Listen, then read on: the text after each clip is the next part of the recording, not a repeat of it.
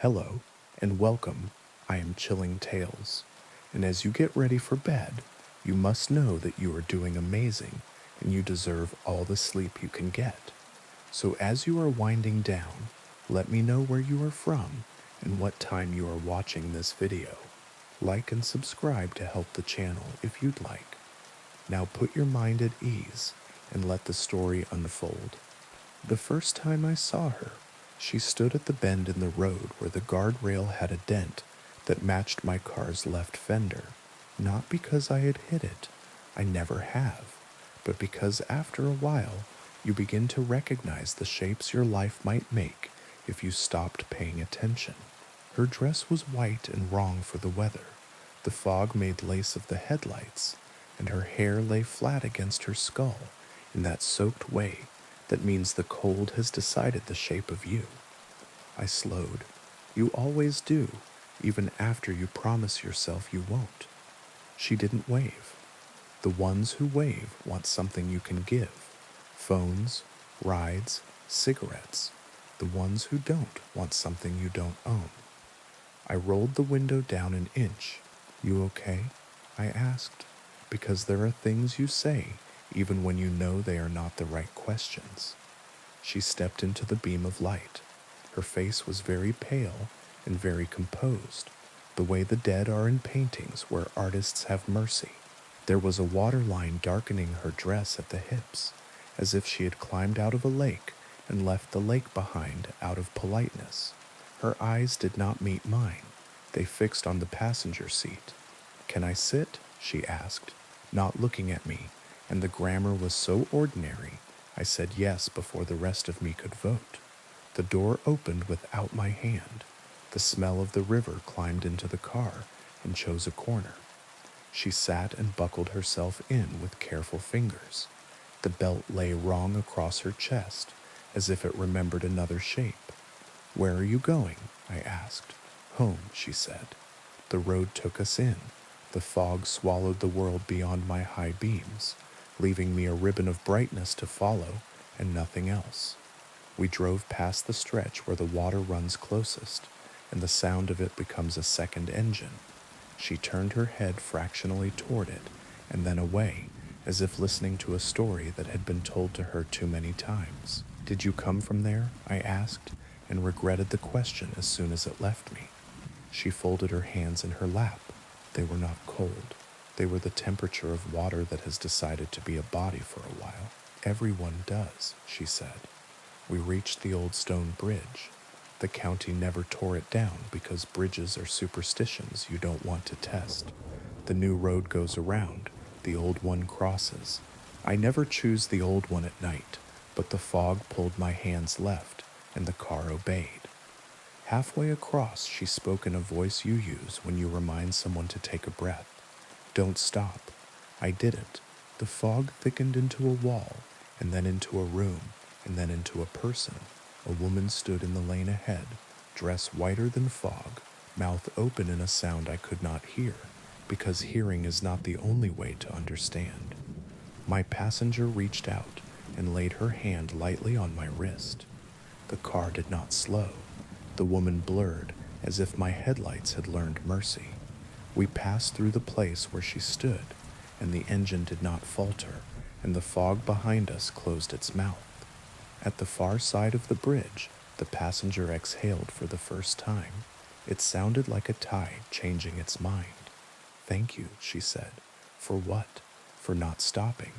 "Where is home?" I asked. She smiled then.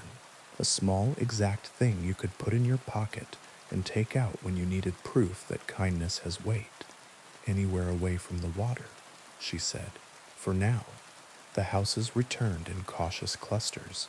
Streetlights remembered themselves. She touched the window with the back of her fingers, as if feeling for a seam. "Here is fine," she said, at a corner with no house. And I pulled over because it's easier than asking for reasons you won't understand. She unbuckled. The seat beside me grew lighter. "Will I see you again?" I asked before I could stop wanting the answer. She looked at the empty passenger seat and not at me.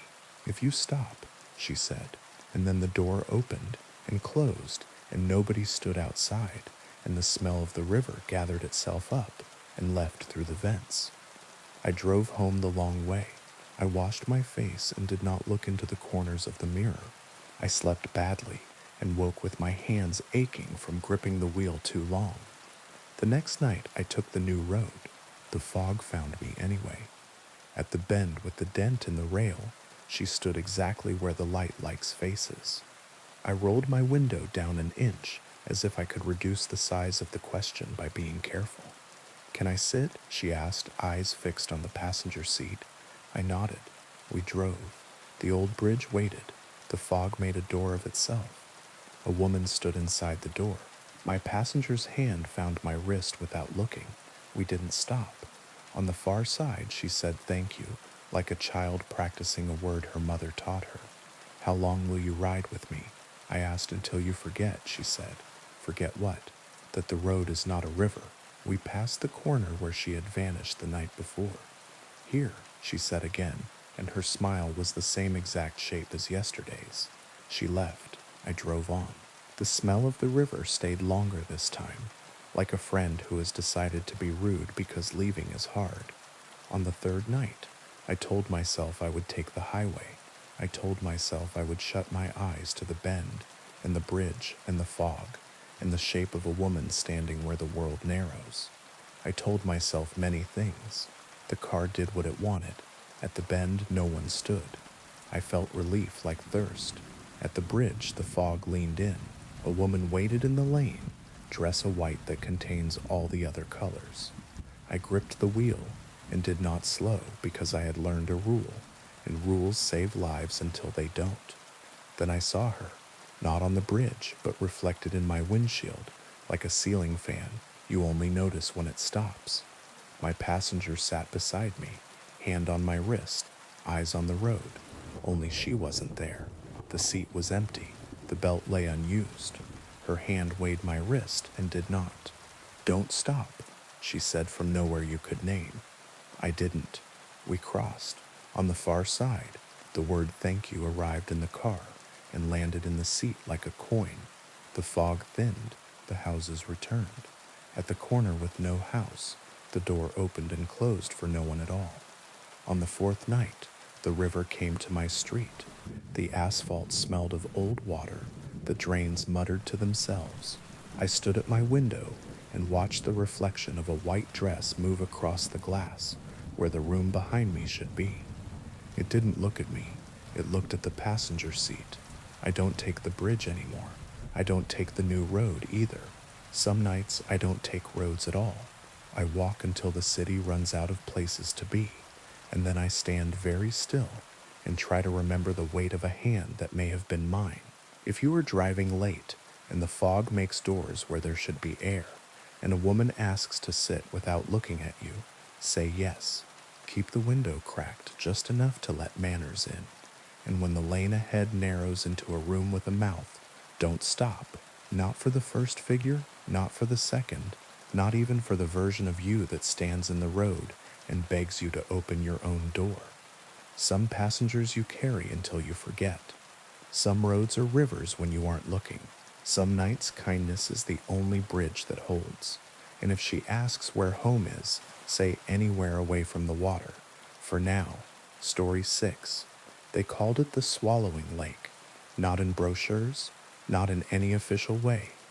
On maps it had a colonial name that sat on it like a borrowed coat. But the locals called it what it did, the way you name a dog after its worst habit. The lake ate, not quickly, not with violence, with patience. A canoe would slip from its tie and drift toward the center, and then not be a canoe anymore by morning. A buoy would slide a foot down its rope each day until the rope had no slack left, and then somehow found more. The dock had teeth marks in it if you went out at dawn and dared to look closely. Little semicircles chewed into the wet wood where the water had lifted itself and tested what the world was made of. We rented the cabin because it was cheap and because grief makes bad bargains. My brother said the quiet would help. I said quiet is a mirror and we're not ready to see ourselves yet. We went anyway because you go toward water when you don't know what else to do. The first night, the lake knocked politely at the shore. The sound was almost words. We ignored it, the way you ignore a neighbor who wants to talk about weather. You can see yourself. In the morning, our footprints from the night before had softened. By noon, they were gone. The beach smoothed into a blank page. My brother said wind. I said of course. On the second night, a shape drifted in from the middle distance. A tree, we thought. Deadfall loosed from someplace upstream. It came closer without coming closer. The lake is good at that. And when it reached the shallow slope where you can still see bottom, it wasn't a tree. It was a door. Red paint flaked from it, in the way old barns peel. No hinges, no handle. Just a door lying flat in the water, as if the lake had decided to sleep like a house. Don't touch it, I said, because some sentences say themselves. My brother laughed, because laughter is one way to keep a thing where you can see it. He waded into his knees. The water did that cold trick where it climbs, and your body pretends to be brave. He put his hand on the edge of the door and pushed. It moved as if pushing were something it had been waiting for. He turned it toward shore. We dragged it up onto the sand together. It was heavier than its size. Doors remember every hand that ever closed them. There was writing on the underside, pencil scrawled over a child's height and an adult's, names, dates, a list of things that get longer when you're not looking. The most recent entry read like a note someone wrote to themselves and forgot on purpose. If you open it while the lake is speaking, you don't come back the same.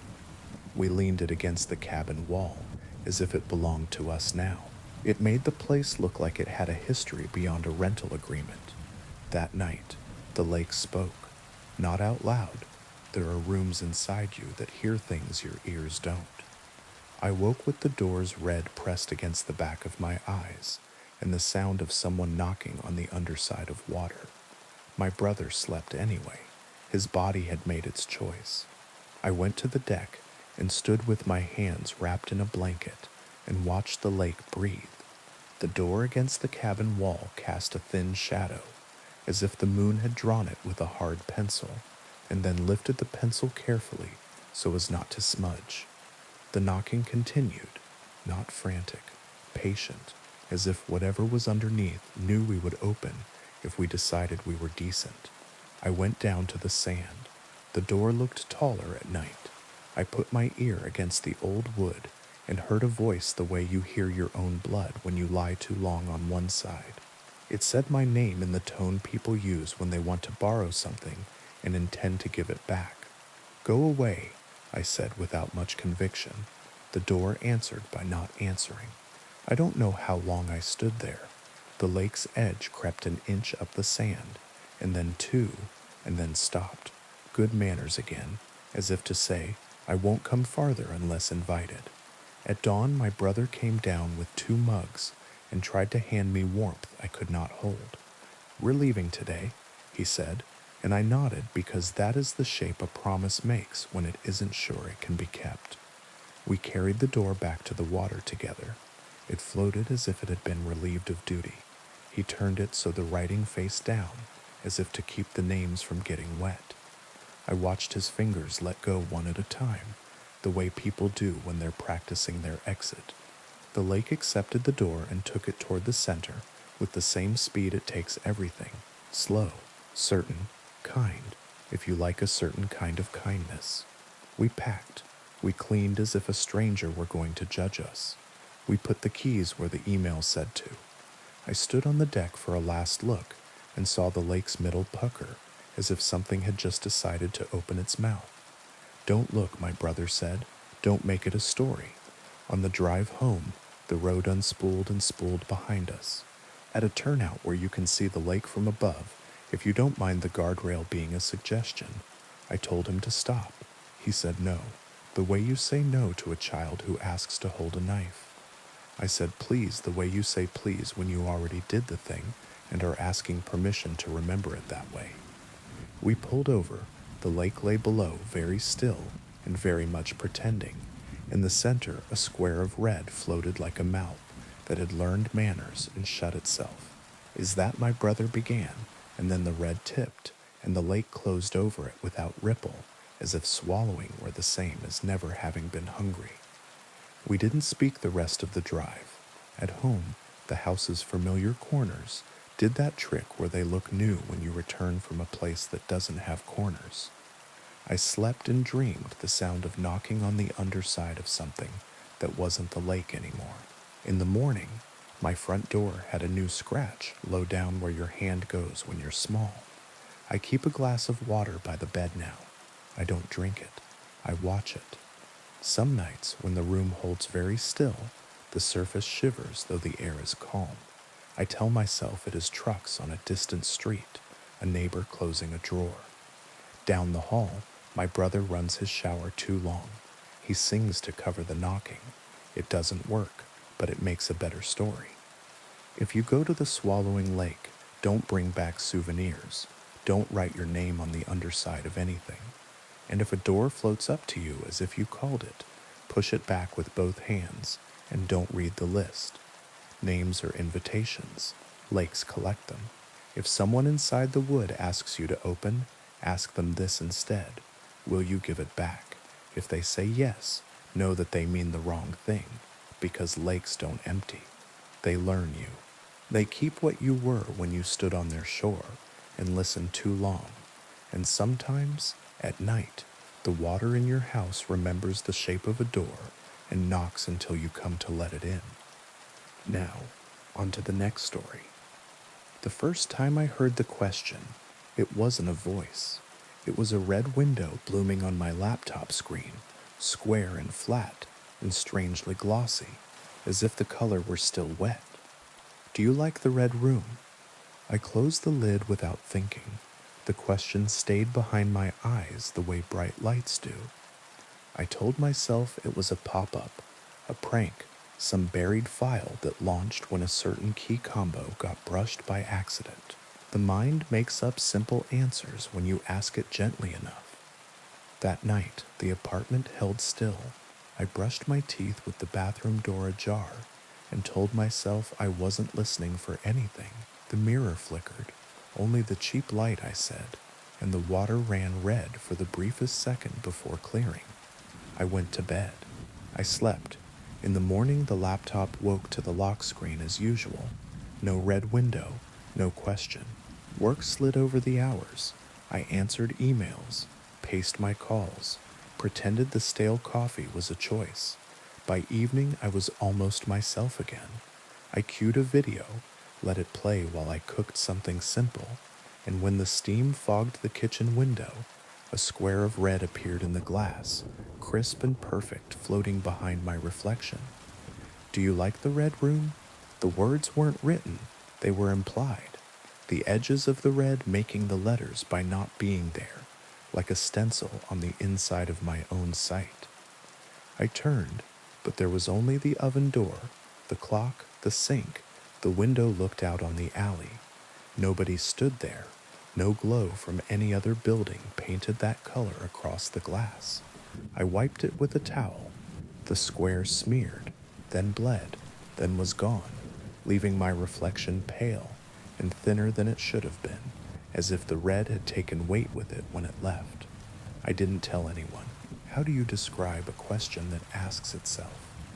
The third time, it arrived as a whisper in a quiet that didn't feel like mine.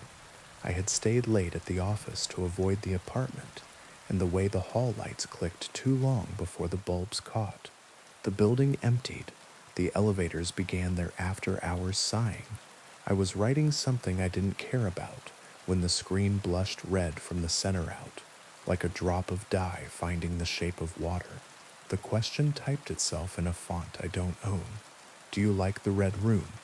My cursor blinked helplessly. The red window didn't block my work. It sat inside it, as if my document were the one trespassing. I moved the mouse and watched it stutter, sluggish, as if the air had thickened. Then, in the corner of the red, a small black dot appeared, and grew, and cleared into a camera lens. I saw myself as if from across a room. The camera on my laptop was off. The tiny green LED slept. But there I was, faintly delayed, hands hovering above the keyboard, breath shallow. Behind me, the office stretched out in parallel lines, desks, chairs, tall windows that became mirrors at night. In the reflection of the farthest window, a square of red hung where no screen should be. "Do you like the red room?" "No," I typed. "I don't." The words dissolved into the red like sugar vanishing in tea. The camera view pulsed once, twice, then slowed until the image froze. My own frozen face looked back at me with a little skepticism, as if I had said the wrong thing. When the red finally receded, it did so by degrees, as if a hand were pulling it away from inside the glass. I shut down. I went home. I left the laptop on the kitchen table, like an animal asleep in the sun, and lay on the couch with every light on. The hallway bulb outside buzzed in a way that made the silence inside feel crowded. Past midnight, my phone buzzed against my hip, unknown number. I let it go to voicemail because the unknown is easier if you give it a box. The notification popped up. I pressed play, telling myself if it was a scammer, I'd be angry. Anger is a railing you can hold in the dark, static. Then a small, curious voice, close to the microphone in the way that means the room behind it is very large. "Do you like the red room?" I hung up. The phone rang again immediately. Same number. I pressed decline. It rang again. I turned it off and set it face down. From the kitchen table, the laptop chimed the sound it makes when someone starts a video call. The lid was closed. The chime happened again and again. I stood very still and waited for my breathing to match the room. "No," I said aloud, though nobody had asked. "I don't like it." The apartment swallowed the word like a mouth that doesn't intend to chew. When sleep came, it did so sideways, like a car sliding into a space too small. I woke to a knock, 3 precise taps at the door, as if whoever stood there had been taught manners a very long time ago, and nothing else. The peephole showed me a slice of hallway, the opposite wall, the exit sign bleeding its red into the dim. No one stood outside. Still, the air held the shape of a presence that had recently left and might be waiting only for me to stop looking. In the morning, my laptop lid had shifted a fraction, as if a careful hand had considered lifting it and stopped out of politeness. The screen woke on its own when I passed. The red window blossomed without preamble. "Do you like the red room?" I nodded. I don't know why. Maybe acquiescence buys time. Maybe saying yes to a question does not mean yes to the consequences. I nodded and said, very quietly, "Yes." This time, the red did not recede. It deepened, a color you could step into if you forgot yourself for a moment. Words scrolled up from the bottom of the square, the way credits roll, white on red, names of rooms written as if rooms could be titled like songs. The waiting room, the listening room, the room where you learn not to turn around. Each title had a small thumbnail, just a darker shade in a different corner, so that if you stood back, the whole looked like a tiled wall, 100 doors pretending to be a single one. The cursor slid without my hand.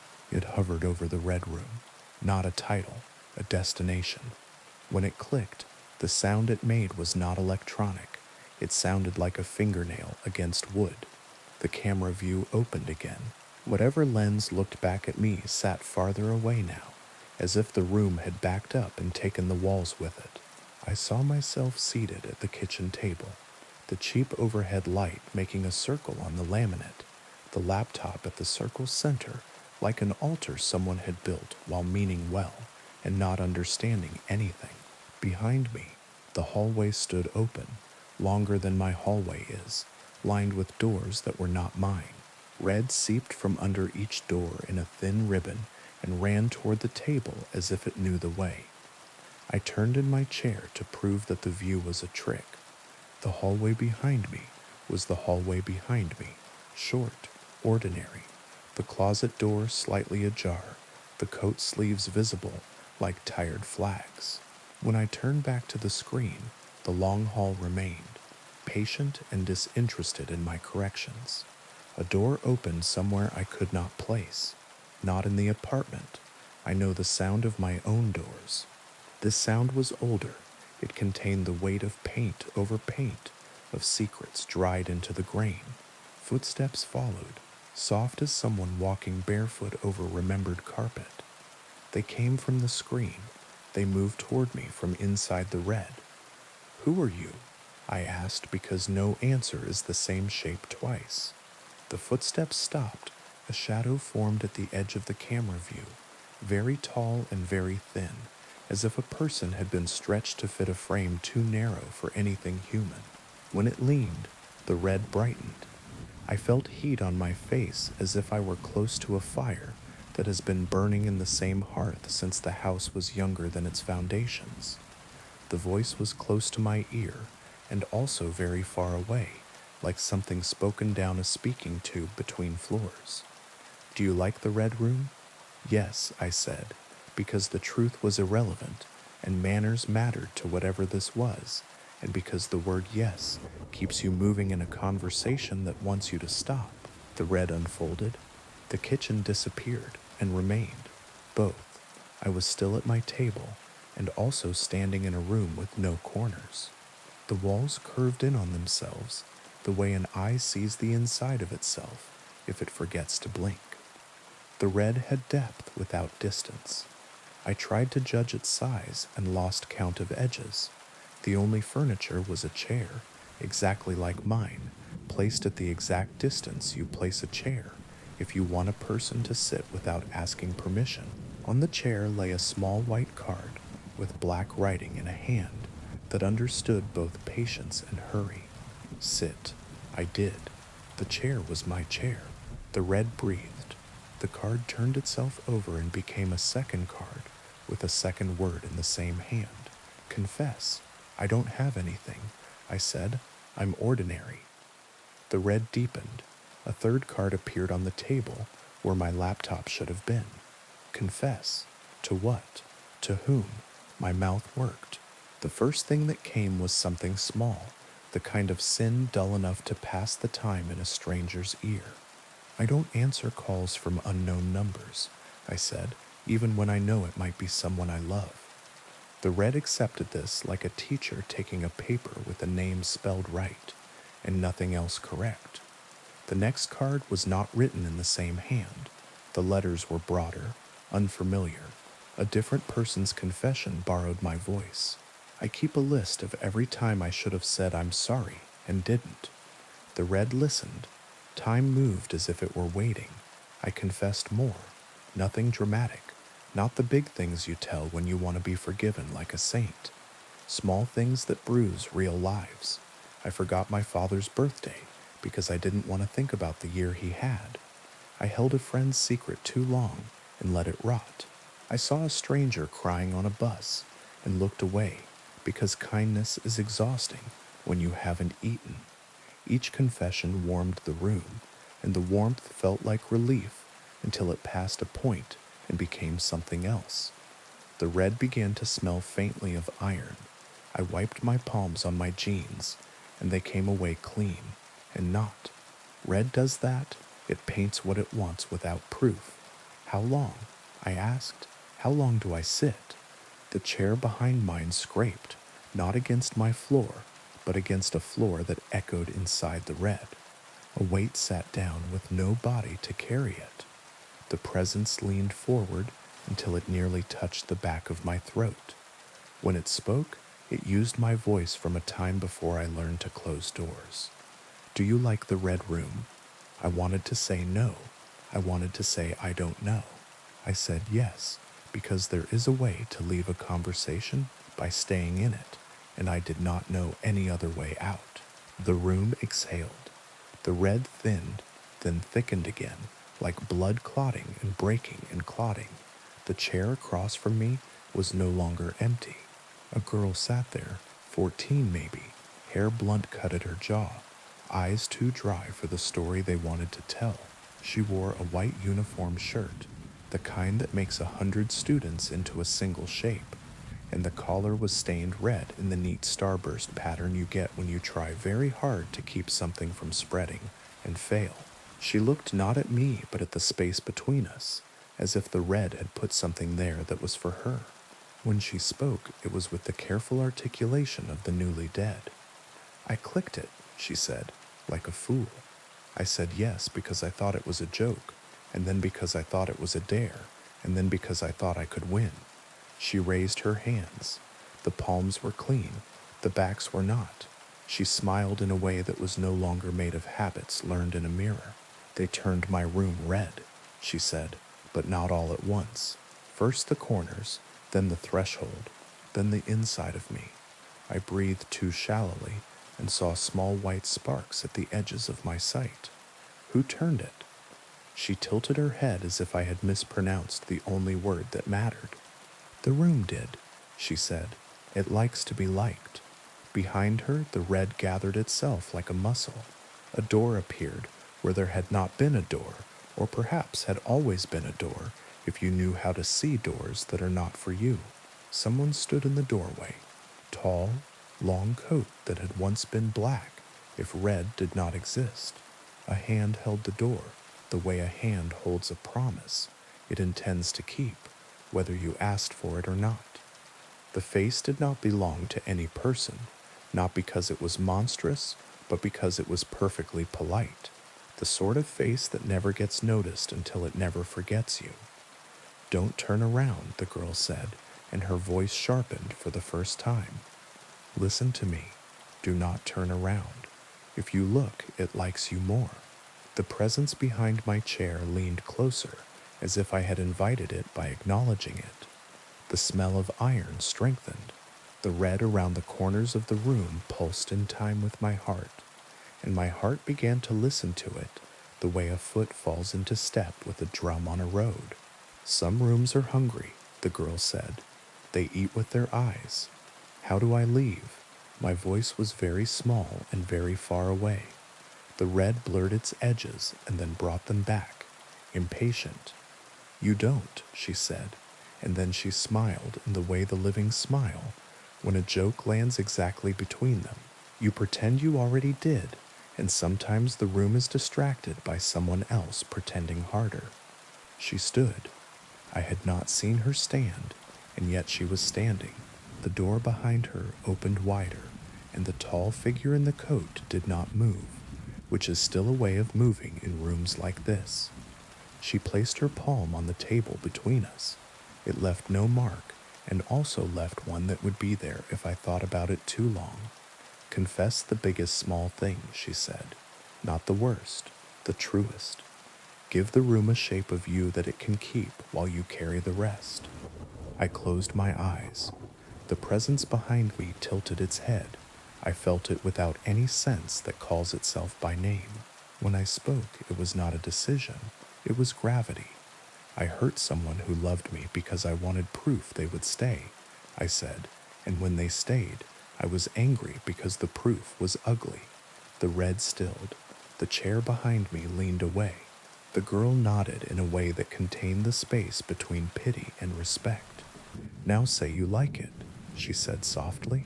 "Say it like you mean it enough for it to be bored of you. Some courtesies are camouflage." I kept my eyes closed. "I like the red room," I said, and found to my horror and my safety that I meant it while I said it. "I like the red room." The door closed without sound. The air cooled. The red peeled itself off the walls of my apartment and folded into the screen, and then into the corner of the screen, and then into a single pixel that went dark and left nothing behind but its afterimage. I was alone at my kitchen table. My laptop showed my work document, half finished, blank where the red had been. My phone lay face down and polite. In the hallway, the closet door had shut itself to an appropriate angle. The next night, the mirror didn't flicker. The water ran clear. The window glass reflected only my face and the square of night behind it. But sometimes, when the apartment is very quiet and my breathing forgets to be loud, a red glow gathers in the far corner, small as a pulse, patient as a waiting room. If I turn my head too quickly, it goes away, If I don't turn at all, it becomes a question that asks itself, do you like the red room? I say yes now in my head before it speaks. I say yes because that is the price of not turning around. Because some rooms are doorways, and some doorways are mouths, and some mouths are kind. If you feed them table scraps you never meant to eat. On good nights the red stays a dot. On bad ones it becomes a square, and the square becomes a window, and I sit very still and confess small true things until the room is too full of me to notice I have not given it all. And I don't turn, I do not turn. I let the politeness behind me lean and never learn the back of my eyes. And in the morning, when the light is ordinary again, I brush my teeth with the door open and count the corners of my rooms, 1, 2, 3, 4, and try not to think about the fifth one that waits when the lamps are off. Do I like the red room? I like it enough to be alive. Now, on to the next story. The river at night had a sound all its own. Not just water moving, but something deeper, like whispers hidden in the current, rising and falling with every bend. When I was a kid, I used to love it. That rushing noise lulled me to sleep on nights when the windows were open and the summer heat pressed down. But that night, that sound felt different. I had stopped by the bridge out of habit. It was late, and I was driving back from a visit with friends. The highway was faster, sure, but when I wanted quiet, I cut through the back roads along the water. The river ran beside the road for miles, dark and restless, and the bridge was its spine. That night the quiet wasn't comfort. It pressed against the windows of my car, thick and deliberate. The bridge appeared in my headlights, a pale arc of old wooden planks stretched over black water. The wood rattled as my tires touched it, the sound amplified by the stillness around me. Halfway across, I saw her, a figure in white, standing at the far end. Her dress was long, torn at the hem, clinging damply to her legs. Her hair was black and heavy, dripping in loose strands that masked her face. She wasn't moving, just waiting. I slowed. At first I thought she might be someone in trouble. Maybe a drunk wandered too far. Maybe someone had been stranded. But the air in the car shifted, suddenly colder, sharp enough to sting my lungs. My gut told me to keep driving, not to stop, not even to slow down. Her head lifted as my headlights washed over her. Her face was pale as moonlight, her eyes dark and wet. When she opened her mouth, the sound that came out didn't belong to a human throat. It was louder than it should have been, filling the car, the bridge, the night itself. A wail, a scream, grief, rage, hunger, all tangled into one endless sound. I floored the gas. The car jolted across the remaining planks, engine roaring. In the rearview mirror she was suddenly closer, too close, as if distance didn't matter. Her arms were outstretched, fingers long and thin, reaching for the trunk of my car like she could drag it into the water by sheer will. Then, nothing. The sound stopped. The mirror was empty. I didn't stop driving until the town lights reappeared, and even then, I couldn't stop shaking. 2 days later, I told my grandmother about it. I expected her to laugh, to say I'd let shadows and fog get to me. Instead, her face went pale in a way I'd never seen. She crossed herself and whispered, La Llorona. I'd heard the name before. Every kid in my town had. A story told to scare children into behaving. A woman who had drowned her own children in a river, then drowned herself in grief, condemned to wander the waterways forever, wailing for what she lost. But hearing the name from my grandmother in that hushed, fearful way made the story feel heavier, older, like it wasn't just a story, but something carved into the bones of the land. You must never stop for her, my grandmother said. No matter how real she looks, no matter how she cries, she will drag you down with her into the water, and you will never come back. I didn't tell her how close I had come to stopping. For weeks after, I avoided the river. If I had to drive near it, I kept the windows rolled up tight and the music loud, just to drown out the possibility of whispers in the current. But fear is stubborn. It waits. The more you try to ignore it, the sharper it becomes. One night, driving home late, I found myself on the same stretch of road. I hadn't meant to take it. I hadn't even been thinking. My hands had steered me there, out of habit, like an old route carved into muscle memory. The tires hummed over familiar ground, and the sound of the river grew louder in my ears. The bridge appeared ahead, pale under the moon. My chest tightened. She was there again. This time she stood in the middle of the bridge, directly in my path. I slammed the brakes without meaning to. The car shuddered to a halt yards from her. My headlights washed over her figure. The white dress clung as though freshly soaked. Her hollow eyes glimmered. She raised one arm and pointed directly at me. Her lips moved. The sound slipped into my ears like a whisper from inside my skull. Help me. The words hit me harder than the scream had. They sounded broken, desperate, human. For a moment, against all reason, I thought of opening the door. She wasn't a monster, I told myself. She was a grieving mother, trapped in sorrow. What harm could it do to listen? Then movement below caught my eye. In the water beneath the bridge, shadows shifted. Pale hands broke the surface, small, childlike, reaching upward. The air filled with voices, high-pitched, insistent, overlapping cries of "Mama, Mama." The woman's face twisted. The whisper became a shriek. She lunged forward, and the bridge shook under my tires. I slammed the gas. The car leapt forward, headlights blinding her. She vanished at the instant I should have struck her. In the mirror she stood behind me, arms raised, wailing as though cursing the sky. The children's voices rose in a deafening chorus, then fell silent all at once. By the time I crossed the county line, my hands were shaking so badly I could hardly keep the wheel straight. I told myself I wouldn't drive that road again, but curiosity is another kind of hunger. I started asking around, quietly, carefully. People always went missing near that bridge. A trucker once called dispatch to say a woman in white was waving him down. His rig was found empty the next morning, engine still running, door open. A teenager claimed he'd seen her too. He said she gave him a rideshare request from a dripping phone, water still streaming from the speaker when it rang. The boy vanished a week later. The locals, especially the older ones, never cross after dark. They avoid the river, avoid the bridge. If you press them, they'll tell you the same thing my grandmother did. La Llorona searches. She searches forever, and if she finds you, she never lets go. For months I stayed away. I moved apartments just to be farther from the water. I told myself it was over, but it wasn't. The first time I heard her away from the river, I thought I was dreaming. I woke in the night to the faint rush of water. Not pipes, not appliances. A river, close and insistent, and beneath it, a woman's voice, sobbing just beyond the walls.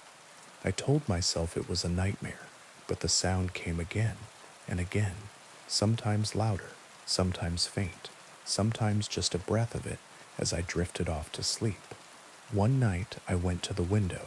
The street was dry. The night was still. But if I listened carefully, I could hear footsteps in water, slow, deliberate, pacing, searching. It doesn't matter if I move. It doesn't matter how far I drive. She's not waiting at the bridge anymore. She's waiting for me. And I know someday I'll cross again. Now, on to the next story. The crackling of twigs beneath my boots was the only sound breaking the hush of the forest. It was that hour when the light hasn't quite given up, but every color feels drained, as if the world is holding its breath. I've always loved solo camping, the ritual of it, the honesty. But that evening, the trees were different. They leaned in. Their dark fingers reached and tangled overhead, and what little sky remained seemed far away, the way a ceiling feels when you're feverish. I told myself I was being dramatic. Too many nights working late, too many city horns and sirens, still rattling the edges of my thoughts. I paused and let my backpack settle against my spine. One more mile, maybe two, and I'd find a clearing, a small fire, tea, silence that didn't feel like it was listening. Beautiful evening for a hike, isn't it? I hadn't heard him approach. A man stood half a dozen paces off the trail, tall and lean, the kind of lean that comes from using your body more than feeding it. His coat was canvas, sun-faded and neatly patched. His face was weathered in the way of people who stand in real weather for real reasons. Everything about him felt ordinary, except his eyes. They were bright, sharp, and endlessly curious, as if I was a puzzle with only one piece missing.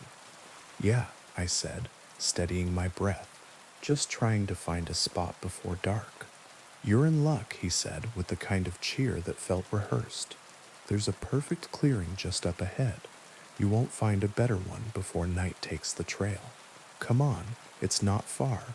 Every instinct I had put its hands on my shoulders and leaned backward. I almost said I preferred to camp alone, that I had a map, that I was fine. But sunset was stealing the path one shadow at a time, and I was tired. I nodded and fell into step beside him. He knew the woods. He pointed to a thistle under an alder leaf and called it by a name I didn't know. He tapped a cluster of stones and said there had been a stream here once, years ago, before a storm rearranged the hillside. He knew where birds nested and what the wind meant when it ran cold. His knowledge should have comforted me. It almost did. "What brings you out here alone?" he asked, glancing back with that mild, affable smile. "City gets loud." "Sometimes," I said. "Needed the quiet." He nodded thoughtfully. "Quiet is honest out here. The woods have a way of keeping you." The way he said keeping made the hair on my arms rise, as if the word had a second meaning he was tasting. We stepped into the clearing as the last light failed. It was, as promised, perfect, flat ground, a ring of stones darkened by old ash, a fallen log at the edge for sitting.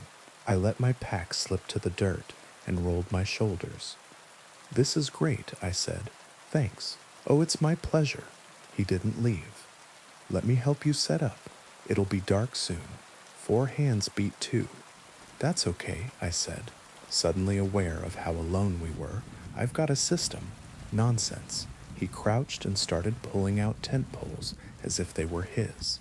"Wouldn't want you fumbling around in the dark." I hesitated. It felt ruder to argue than to let him help, so I didn't. We worked in a rhythm that was almost comfortable, except for the way his eyes kept flicking to the tree line, as if he expected the forest to answer a question neither of us had asked.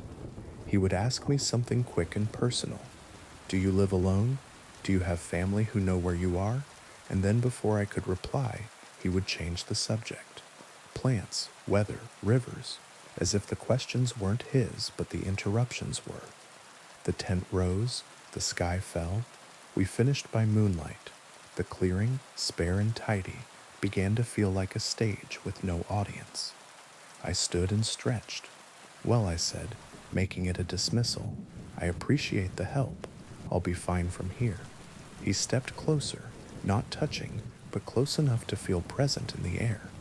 "You've done well," he said, voice lowered, "but there's still so much to do before the night is through." My chest tightened. "You should probably get back," I said gently, "before it gets too dark to find your own camp." He tilted his head, and that small, harmless smile bent the wrong way. "Oh, I am exactly where I need to be. You see, these woods, they get hungry, and it's been so long since we've had a visitor." I took a step back. Somewhere, an owl made a single sound and then thought better of it. I considered the tent. My phone was inside, along with the illusion of safety, and he saw me consider it. He positioned himself without seeming to, just enough to place his body between me and the zippered flap. "Let's not be rash," he said, hands raised in a friendly gesture that only made my heart beat harder. "The night is young. We have so much to discuss." "I don't want trouble," I said, We can go our separate ways. But trouble already found you, he said softly. It was waiting the moment you stepped off the road and onto the old path. Did you not feel it? The way the branches leaned in to listen? The way the quiet thickened in your throat? You've been on the wrong trail since you chose it. I turned to run. He moved faster than he looked capable of, catching my wrist with a grip that was dry and strong as a root. I stumbled, the ground coming up too quickly, the smell of old leaves in my mouth. Please, I said, airless with panic. I won't tell anyone. I'll go back tonight. The forest chose you, he murmured, and something in his voice uncoiled from very far away. And now you will keep it fed. The trees around the clearing shifted, not in a wind. I would have felt wind. It was more like the woods were settling deeper into themselves, drawing nearer, their shadows thickening until they seemed almost human. At the edge of my vision, something darker than dark flickered between trunks and vanished. I forced my hand free. It was clumsy and desperate. My fingers closed around a broken branch, heavier than it looked, and I swung. The sound surprised me. Wood on bone, a dry knock.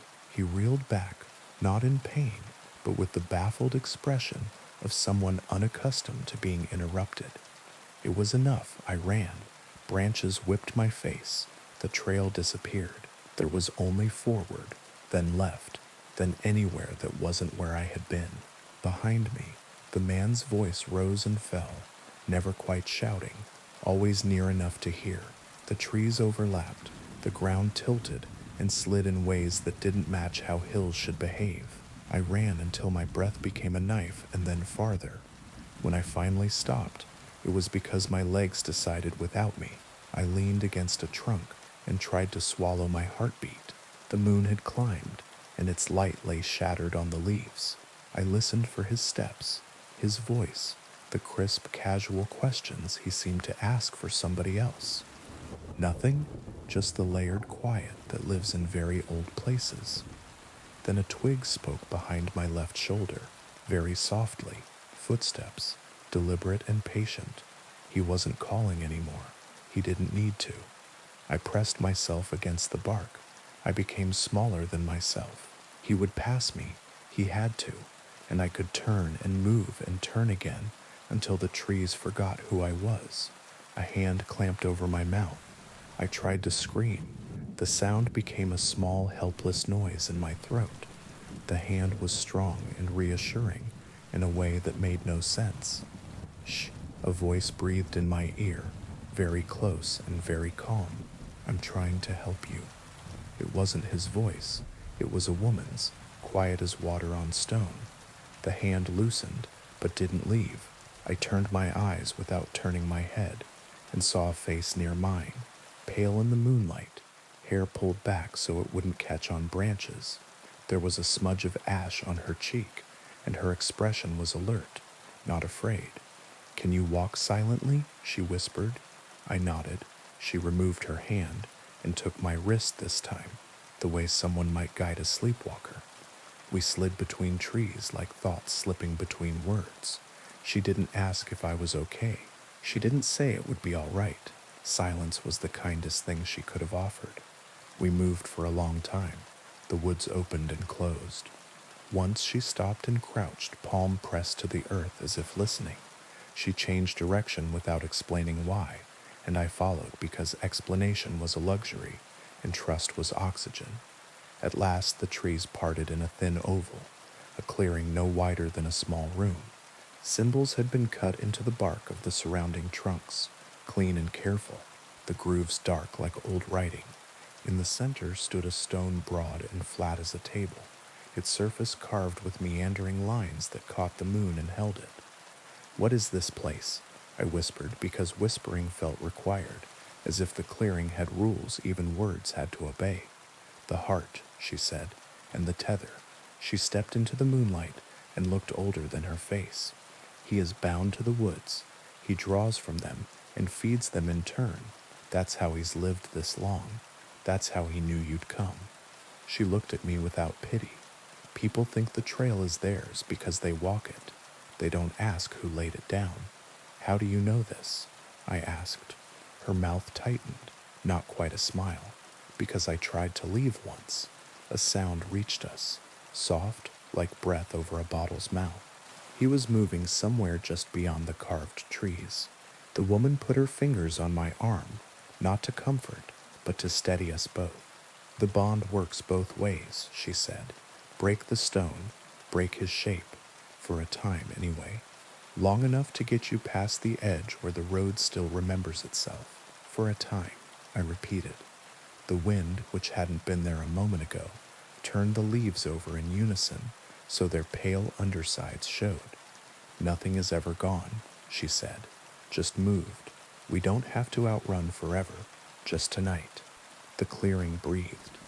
The man stepped between two marked trunks and smiled the way a family man smiles at a small child, kindly, keenly, already certain of the outcome. There you are, he said to the woman. I wondered how long you'd hold out before bringing her here. You always were practical. She didn't answer. She moved to stand between him and the stone, and in the moonlight, I saw that what I'd taken for bracelets on her wrists were thin, silvered scars. The old lines are wearing thin, he went on, conversational in a way that felt obscene. We haven't had a proper guest in months. I was beginning to think the trail had forgotten its manners. She isn't yours, the woman said. He laughed softly.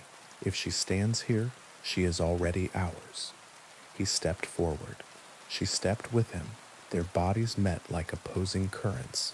No flourish, no stalling, just sudden strength against strength that looked wrong, coming from such ordinary frames. He was stronger. It showed in the small ways, the way her feet slid a fraction, and his didn't, the way his smile did not change. But she knew how to counter what he was, how to angle elbows and hips to spoil leverage. They struggled without sound. Don't let him touch the stone, she said without looking at me. I moved, not quickly and not bravely, just inevitably, because some moments choose you. A shard of rock lay at the base of the flat stone, where a corner had once broken. I picked it up and felt it bite my palm.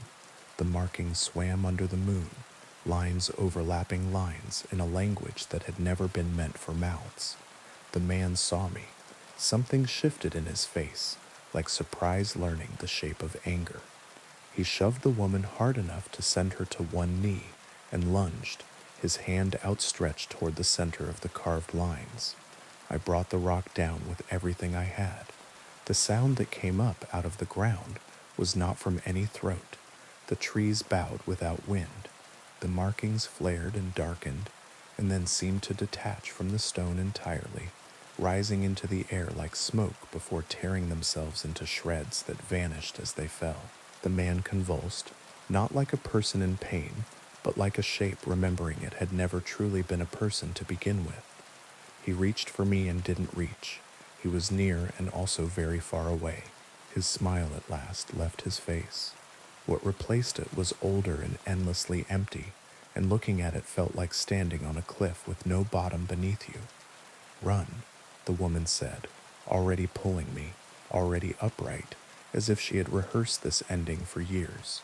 Now, the earth cracked in narrow, puzzling ways that swallowed nothing and opened nowhere. The forest's scream became something like silence again, then a roar, then silence. We ran, falling and catching, dodging branches I barely saw, stepping where she stepped because that was the only place the ground would agree to be ground. And then the trees ended.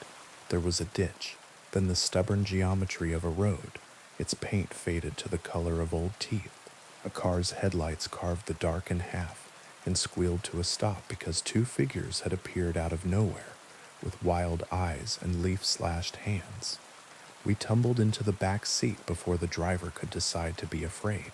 The woman said an address I didn't recognize in a voice that allowed no argument, and the car obeyed. I turned to the window as if it were the last page of a book, and I wanted to read the final sentence twice. The forest had gone very still. A pale, unnatural mist unrolled from between the trees, and spread across the ditch like a blanket someone was pulling up to someone's chin. For an instant, only that I saw a taller darkness inside the mist, the outline of a man unthreading itself, and I thought I heard him whisper my name as if he were trying to remember how it ended. We didn't speak until we were 2 towns away. The driver kept looking at us in the mirror and choosing, each time, not to ask. The woman's breathing gentled. Mine followed. By the time the car stopped, the horizon was beginning to pale in the east, and the wind smelled faintly of rain. She got out first and stood with the door open, waiting for me to follow. We stood together in the quiet of a street that had not yet decided to wake. "Will he?" I began. "Not tonight," she said, "and if you're careful, not soon." I wanted to ask 100 other questions. How long had she lived out there, learning the shape of his rules? How many others had made it to the stone with her? How many had not? But her face had settled into a calm I didn't want to break, and my body had begun to remember it was human and fragile and very tired. "If you ever go back," she said softly, "choose the new paths, the ones cut by hands you know. Old trails keep old promises." "I won't go back," I said. She smiled then, a real one, small and almost surprising. "We always say that." She closed the door and tapped the roof twice, and the car took me away. I never camped alone again. I never went far enough from streetlights to forget their names. I told myself the world was smaller than I had believed, and it helped until it didn't. Some nights, lying awake in that patient space before sleep, I hear a boot on dry leaves, and the old quiet leans in from the corners of the room. On those nights I count the walls, 1, 2, 3, 4, and I tell myself that a house is a promise with nails in it, and promises hold. Most nights it's enough, but sometimes, when the wind threads the alley just right, I swear I hear a man's voice outside my window, careful and friendly and endlessly curious, practicing my name like a song he knows he will get to finish at last. I hope you enjoyed that one. Now on to the next story. They say driving strangers is safe enough, but what if the stranger already knows everything about you? The streets were empty in that strange way only cities can manage. A place that roars with life in daylight, reduced at midnight to dark glass, shuttered doors, and the occasional hiss of a distant bus. My rideshare app pinged. Another pickup. Oakwood Avenue. 15 minutes. Easy money. I'd been driving nights for months, and I liked it better than the day shifts. Fewer drunks, fewer kids with blasting music, fewer small talk conversations I had to fake, just long stretches of quiet and the occasional polite rider. Something about that night, though, felt off. Maybe it was the way the streetlights flickered as I pulled over, or maybe it was the man waiting for me. He was tall, dressed in a dark coat that looked too heavy for spring. A wide-brimmed fedora hid most of his face. He didn't wave, didn't smile, just opened the rear door and slid in like he'd been expected. "Evening," I said, forcing a lightness into my tone. "Oakwood Avenue, right?" He nodded once. His eyes caught mine in the rearview mirror, cold, measuring, like he was making notes I couldn't see. I pulled away from the curb, the car filled with silence, thicker than most rides. Normally I'd try small talk, but something about him told me not to. The tires hummed, the city unspooled in shades of gray. "You drive at night often?" he asked finally. His voice was low, gravelly, touched with an accent I couldn't place. "Yeah, few nights a week. Helps pay the bills," I said, keeping my eyes on the road. "Must meet all sorts of interesting people." "Sometimes," I said, "mostly just folks trying to get home." He leaned forward slightly, and I could feel his eyes boring into the back of my head. "And you? What brings you into this line of work?" The way he said you made it sound like I was the first specimen in a long experiment. I forced a laugh. "Oh, flexible hours. Works with my schedule." "Your schedule," he repeated slowly, like he was rolling the word around on his tongue. "And what else does your schedule involve?" My hands tightened on the wheel. "Not much. Work, sleep, repeat. Ordinary, he said, almost to himself. So very ordinary. The silence that followed was worse than the questions. We drove deeper into the city's outskirts, where houses grew sparse and the roads narrowed. I didn't recognize the neighborhood. My GPS still showed the route to Oakwood Avenue, but the streets looked wrong, like they'd been rearranged. Tell me about your family, he said suddenly. My blood ran cold. I hadn't mentioned family, ever. I don't really have much family, I lied. It's just me. No, he said softly. That's not true. Not what your profile says. There's a sister. Millbrook, isn't it? Lovely little town. My mouth went dry. My rideshare profile didn't list anything like that. Not my sister, not her town. My voice shook. You must have me confused with someone else. His chuckle filled the car, low and mocking. Oh, I don't think so, Sarah. The sound of my own name in his mouth made my heart skip. How do you? I began, but stopped. My instincts screamed. Don't give him more. Keep driving, he said. The friendliness in his tone had been replaced by steel. We're not finished yet. I flicked a glance in the mirror. He was watching me, his hand sliding inside his coat. My pulse spiked. I didn't want to know what he was reaching for. Without thinking, I slammed on the brakes. The car shrieked to a halt. The man lurched forward. I ripped my seatbelt loose, threw open the door, and bolted into the night. The street was unfamiliar. Houses crouched dark and silent. My shoes hammered pavement. Behind me, a car door slammed and footsteps followed. He was faster than I expected. His breathing never changed pace, steady, relentless. I darted between two buildings, my lungs burning. The night smelled of asphalt and rust. My foot caught an uneven crack, and I went down hard, palms and knees scraping. Before I could scramble up, a hand clamped around my ankle. I kicked wildly, screaming, but his grip was iron. He dragged me back with terrifying ease. In the pale light, his face loomed above me for the first time. His grin was manic, his eyes bright with a predator's glee. Now, he said, mock gentle. Running already? We were having such a lovely conversation. I twisted, desperate. What do you want from me? He tilted his head, studying me like a puzzle. I want to play a game. From his coat, he pulled a knife. Long, curved, it caught the moonlight. My stomach dropped. It's simple, he said, crouching beside me. I ask questions. You answer truthfully. For every lie, he let the knife gleam closer to my skin. There are consequences. What if I refuse? I whispered. His grip tightened painfully. That's not an option. The game has already begun. He smiled. First question, why did you really start driving at night? I froze. The truth was embarrassing, vulnerable, but lying felt worse. I was avoiding someone, I admitted. An ex, he wouldn't leave me alone. I thought working nights would make it harder for him to find me. The man's smile widened. Honesty suits you. Next question, what's your greatest fear? My breath shook. Being helpless, I whispered, losing control of my own life. His eyes glinted. Interesting. And right now, how in control do you feel? Tears stung my eyes. Why are you doing this? Who are you? He leaned closer, his knife tracing the air above my arm. I know everything about you, Sarah. Your hopes, your fears, even your little secrets you thought no one saw. And what I want, he smiled a smile that belonged in no human mouth, is to see if you're worth keeping. My heart thundered. I had seconds, maybe. His questions weren't a game. They were a ritual. The way his voice lingered on words, the way the knife gleamed, the way the night felt heavier with every truth. He was feeding something, drawing it out of me. But if he needed me alive to keep playing, then maybe, just maybe, I had a chance.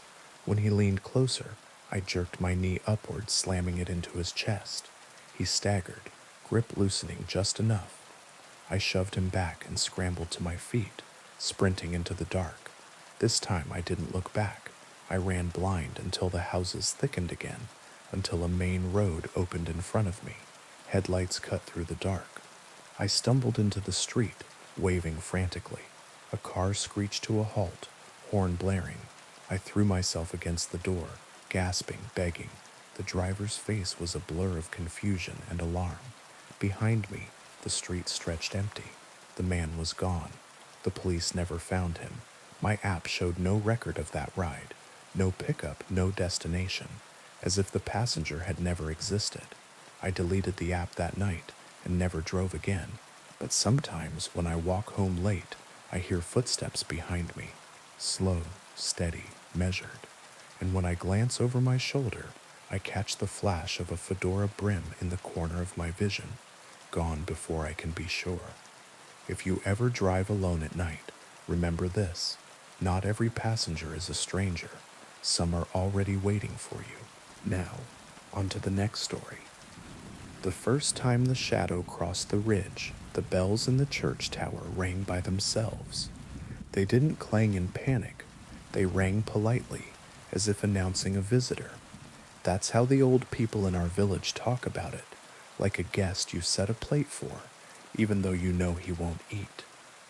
Nobody remembers when the shadow began, only that it's older than the road and younger than the river. It is seasonal and not. It comes with storms and also in clear weather. It stains roofs and faces. It chooses a house each time, rests on it until the walls learn to listen, and then moves on. The year it chose ours, my mother boiled basil and hung sprigs over the door. My father chalked a circle around the lintel and said a prayer in a language he only used when he spoke to sleep. I sat on the steps with my chin in my palms and watched the ridge, waiting for the light to do the wrong thing. It did. The shadow didn't fall from a cloud. It rose from the tree line, as if the mountain were exhaling night in the middle of the day. It slid over fields and fences and chicken wire without touching any of them, and settled on our roof with such gentleness. You could almost love it for how carefully it handled what it intended to ruin. Inside, the rooms went quiet, not the good quiet, the kind that makes plates heavy. You'll go to Aunt Marla, my mother told me, tying a scarf under my chin, even though I wasn't cold. You'll sleep there until it passes. I want to stay, I said, because stubbornness felt like love, and I had not yet learned the difference. My father looked at the ceiling as if sound might drip through it. You can stay tonight, he said finally, if you promise not to answer. Answer what? You'll know, he said. We ate early. The soup tasted like boiled nerves. In the corner, the old radio we never used anymore clicked on, hummed without finding a station, and clicked off again. The ceiling cracked in a new direction. Outside, our neighbor's dog lay down and placed its muzzle on its paws, as if it had been scolded by God. At dusk, the shadow thickened. It doesn't grow darker the way evening does. It grows denser, as if it's collecting itself for a thought. When full night came, the house stopped pretending to be anything but a mouth. We bedded in the front room. My mother slept with her shoes on. My father leaned against the wall with his eyes open, as if blinking were an invitation. I lay on the couch and counted the boards in the floor. It was easy math until it wasn't. Some boards doubled and others vanished, and I accepted it because one night is a long time to argue with wood. At some hour that will never belong to a clock, a knock came at the door. Not the door to the street, the door to the attic. We don't have a door to the attic. We have a pull string and a hatch that groans when you ask it to remember you. But that night, a door stood beneath the hatch, painted the exact color of our hallway, trimmed to match our house, fitted with a knob that reflected nothing at all. 3 polite knocks. My father shook his head at me before my muscles could decide to move. Don't answer, he mouthed. My mother crossed herself with a 4th finger I had never seen. The knocking came again, the polite rhythm that says neighbor, not stranger, that says help me move a chair, borrow a cup of sugar, tell me a story, let me in. I hear you, a voice said, muffled by wood and distance. I know you're awake. It wasn't a beggar's voice. It was the voice you use when you've arrived precisely on time to a place that owes you something. "Who is it?" I asked without saying the words. My father's face told me he heard them anyway. "Don't answer," he said aloud, very softly, perhaps to the room, perhaps to the shadow, perhaps to whatever kept track of debts. We breathed together. The house breathed with us. The door to the attic waited the way a lake waits for movement. "I remember you," the voice said, and the trouble with memory is that it makes liars out of gods and men. We were nobody to be remembered. We were a family with a leaking roof and a fence that leaned, but the voice said it the way a teacher says a name at roll call, as if attendance mattered. My father stood. The chalk circle around the lintel wasn't meant for attics, but he placed his palm there anyway, like a man checking his own temperature. "This house is full," he said. "Try the next." The voice made a sound like paper turning. "This house is owed," it said. "It has been owed since before your walls learned how to stand, since before your door decided which way it wanted to open." My mother reached into the stove with bare hands and drew out a coal that didn't hurt her. She placed it in the iron dish we use for salt on feast days. Its light was small and stubborn. It made the corners of the room sit up a little straighter. "You can pass," she told the voice. "You have our permission to cross the courtyard and leave our roof." "The shadow doesn't ask permission," the voice said, and it would have sounded arrogant if it hadn't been so terribly true. The knob turned, not quickly, as if whoever stood on the other side were learning the shape of our handle. The door didn't open. The door learned patience. From the street came the sound of someone walking. One person, then two, then more, a procession of feet that didn't hurry and didn't drag.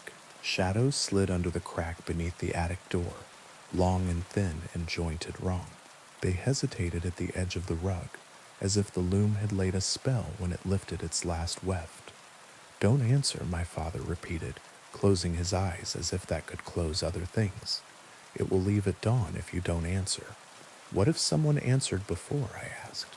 "What if the shadow expects courtesy? Then the debt is kept," he said, "and we sit with it." He didn't look at me when he said it, because my face has always told the truth, and he needed, just for a second, to pretend otherwise. Ours became a rope we held on to. The voice spoke sometimes, and sometimes the feet spoke instead, and sometimes the house answered with little sounds houses make when they are thinking of settling. The coal dimmed and brightened like a heartbeat. My mother touched my hair every time the light weakened, as if to count me. Near morning, the knocking stopped, not because the voice surrendered, because the shadow moved on. It lifted from our roof with offended dignity and slid to the house across the lane, the widow's place with the blue shutters and the fig tree that never fruits. Her light came on. It went off. It came on again. "We should go to her," I said. "We should not," my father said, and for the first time all night his voice carried authority that had nothing to do with fear. We were spared by not answering. "Don't spend your mercy like coins." We slept in the day and woke sick with the particular guilt of people who survived at someone else's expense. The widow didn't open her windows for a week. When she did, the shutters hung crooked, and her fig tree had grown 3 new branches in the shape of fingers pointing at our roof.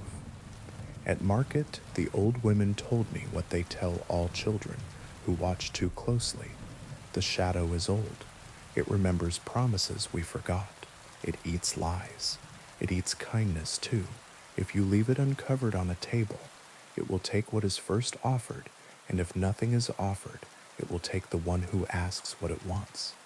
I brought bread to the widow, left it at her door, knocked, and ran the way good intentions run when they know they are late. That night, the shadow chose the house at the far end of the square, the one with the new paint. It pouted there like a scolded child, as if the freshness offended it. The family inside answered immediately, voices raised, questions asked. A radio turned up as if sound could be louder than what the roof was learning. By morning, the paint had wilted. The new door had warped. The father stood in the square, staring at nothing, his jaw moving like a man chewing a memory that won't swallow. It went on like this all spring, the shadow pausing, the bells ringing themselves polite, the village pretending the mountain was just a mountain. Some nights it took a chicken, some nights it took a secret. Once it took the sound of water from every tap for an entire day until we remembered to carry buckets to the well together like we used to. The night it came back to us, we were ready in all the wrong ways. We had boiled new basil, we had chalked circles inside circles, we had collected coals in a bowl as if light were cumulative. We had not prepared our mouths for silence. The attic door knocked 3 times, then 3 again, not because it was impatient, but because it is a comfort to things that are older than counting to arrange themselves in numbers that remember altars. Please, the voice said, and we had not heard please before. My father's face changed very slightly, not in sympathy, in recognition. He had waited his whole life to hear that word from the shadow, and he had never decided what he would do if it came. Don't answer, my mother whispered, and on her tongue it sounded like prayer and like something else, like apology. The knob turned. The door didn't open. I stood. My legs did it. Not bravery, not foolishness, that biological thing that makes children step forward when they are named, even if no one has said their name aloud. I placed my hand flat on the door and felt not wood, not paint, not cold. I felt my own house looking back at me through the grain. The years our table wobbled and we propped it with folded paper. The winter the roof let snow in like sugar. The day my father sat with his head in his hands because the bank had a face, and that face did not like him. What do you want? I asked. The voice answered without moving air. Something you can carry, it said, so you do not think you left your debt behind. A small laugh escaped me. It was ugly and human and broke the shape of the room. Fine, I said. Take my sleep. Silence. Then the sound of agreement that exists in the space before 2 hands shake. The knob cooled under my palm. The door receded into the hatch as if doors could be shy. The coal went out without smoke. Foolish, my mother said. One word. Fond as a slap that keeps you from stepping into the road. Wise, my father said, and I heard all the night he'd sat with his eyes open, stored inside the syllable. The shadow left at dawn. It took my sleep with it. It did not take my dreams. It left those because dreams belong to whoever has to carry them, not to the thing that made them heavier. For weeks I forgot how to close my eyes, and when I remembered, my body treated it as a bad habit. I watched the roof tiles of our house collect moonlight. I watched the square empty and fill. I counted the neighbors' breaths through open windows and learned which ones falter and which ones hold. I went to the widow's door and found bread there. Hers for me, and we stood on either side of the wood and said nothing, which is another way of answering. When summer came, the shadow moved up valley, the way weather does when it remembers where it's going. Babies were born. A cow died for reasons that had nothing to do with old debts and everything to do with the day being too hot. The river wrote its same letter across the stones and expected no reply. Sometimes late, I hear 3 polite knocks exactly where a door doesn't belong. I place my hand against the hatch and feel my house remember me. I tell it a small true thing I kept back during the spring, and the wood drinks it like water. The shadow prefers what you think you hid. If it comes to your roof, don't answer. If you must, offer it something you can survive without, and survive without it. And when the bells ring by themselves, set a plate for the guest even if he won't eat. There is a language older than bargains. It sounds like a family breathing together in the dark until the light has the courage to be mourning. For now it is enough. Now, on to the next story. The phone booth had been dead for years. The glass panes were fogged with the kind of grime that only time applies. Each rectangle, a small gray aquarium for moths and dust. It sat on the corner by the old post office, a relic left standing out of habit, the way a town leaves a statue up when no one remembers who it is. It started ringing on a Tuesday, noon. Everyone heard it. The sound cut through traffic like a thin blade. Not loud, exactly insistent.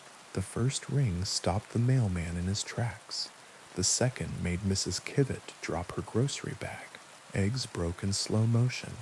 By the third, the whole block had turned to look at the booth that hadn't called anyone in a decade. No one moved to answer. It's amazing how quickly adults remember being children when a dare is implied. It stopped after 7 rings. It started again at dusk. 7, again at midnight. 7. The mayor called the phone company, and a man came with a tool belt and a shrug and declared that nothing was connected to anything. The cord inside the booth wasn't plugged into the ground. The wires in the street were bones. On the second day, a teenager answered, because teenagers are who we send to speak to the future. He pushed the folding door in, grimaced at the smell, and lifted the receiver with 2 fingers, the way you lift a dead thing that still might surprise you. Hello? He listened. His face went blank, then thoughtful, then frightened in the small way you can hide if you've practiced on mirrors. Yeah, he said after a long time. I remember. He hung up and walked home like rain had started, and he didn't want anyone to see him getting wet. No one could make him say who it was. Not his mother, not his friends, not the pastor who mistook curiosity for care. He changed his route to school to avoid the corner. On the third day, the booth rang at 7 minutes past 7 in the morning. Mr. Rosario, who has not been late to the hardware store in 30 years, stepped inside and picked up. Hola, he said cautiously. He listened. He said nothing else for a very long while. Tears rolled down his face into his mustache. He laughed once, the bad kind, the kind you make when you want to be polite to a pain that is visiting. When he hung up, he placed his forehead against the glass pane as if it were a cool hand. It was my mother. He told no one and everyone. She asked where I put her red scarf. She was always losing it. His mother has been dead since I was a child. After that, answering became a ritual. Not everyone did it. Some kept a wide berth, as if the booth were a stray dog that might bite. Others waited for the ring like church bells, hoping their name was in its mouth. It always rang 7 times, and if you weren't inside by the 6th, the door would stick on the 7th in a way that felt personal. It never called the same person twice. When it rang for me, the light was doing that late afternoon trick where it turns polite. I was walking home with a bag of flour and a lemon because pie is a spell you can cast on a house to make it remember happiness. The first ring reached into my chest and plucked the string that runs from childhood to the place where I store things I mean to forgive myself for someday. The second ring made me cross the street. By the third, I was at the door. By the fourth, I was inside, smelling the booth's old breath. I lifted the receiver on the 5th and said the thing you say when you don't know who you're about to be. Hello? A pause that wasn't silence. Air moving in a room I couldn't see. Hey kid, said my brother. He has been dead 5 years. The sound of his voice was a chair pushed back from a table, footsteps in a hallway you know by heart. I sat without meaning to. The booth did not have a chair. I just found myself lower, knees aching pleasantly. Where are you? I asked because grief trains you to ask useless questions. He laughed the old way, a little higher on the tail, as if gladness were something you could temper. Wrong end of the line, he said, but the line is thin tonight. I closed my eyes. The lemon in my bag pressed a small sun into my thigh. What's it like? I asked because people do. Like taking off boots you wore too long, he said. Like remembering a name took too much effort, and now you don't need names. Like walking in a house without corners. I put my head against the glass, against the town, against the day trying to be ordinary. Why the phone? I asked. The living need doors, he said gently. We don't, but we remember how to knock. We talked the way people talk in kitchens at the ends of parties, when the good plates are stacked and the last song on the playlist has been replayed 3 times because no one wants to go home. He asked about our father's stubborn knee. I asked about the dog that carried his shoe for a week after the funeral. He apologized for the last fight over nothing. I apologized for not calling back the day before the accident, as if the day before any accident were a place you could live indefinitely if you bought the right map. How long? I asked when the booth's air changed. A subtle thing like weather rearranging its furniture. 7 minutes, he said. The line learns you, and then it forgets you. That's its kindness. What do you need? I asked because love likes errands. He thought, or seemed to. Perhaps he wanted to comfort me with the shape of thinking. Hide the red scarf, he said, and laughed when I made the confused sound he must have expected. Sorry, not yours. I'm borrowing someone's ending. He shifted, and I heard the sound of a chair in a room I will never see. Live where your kindness doesn't exhaust you, he said. Stop answering numbers you don't recognize unless you want to. Lock the door to the room that hurts and open it once a year with cake. I don't bake enough, I said. You're holding flour and a lemon, he said, and I could see him grin even with my eyes shut. You're doing fine. The line thinned. I felt it in the bones of the booth. I have to go, he said, and the words didn't wound. They just were.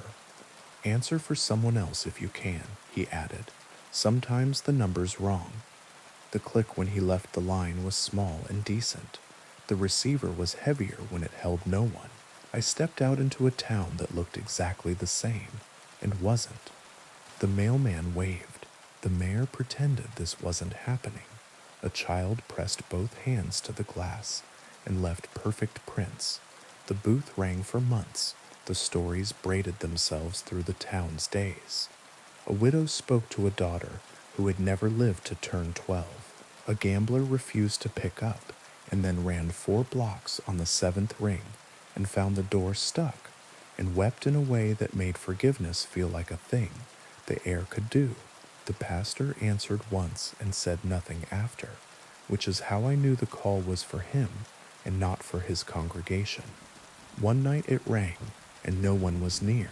The sound bounced off the post office, off the closed bakery, off the statue whose name we'd forgotten.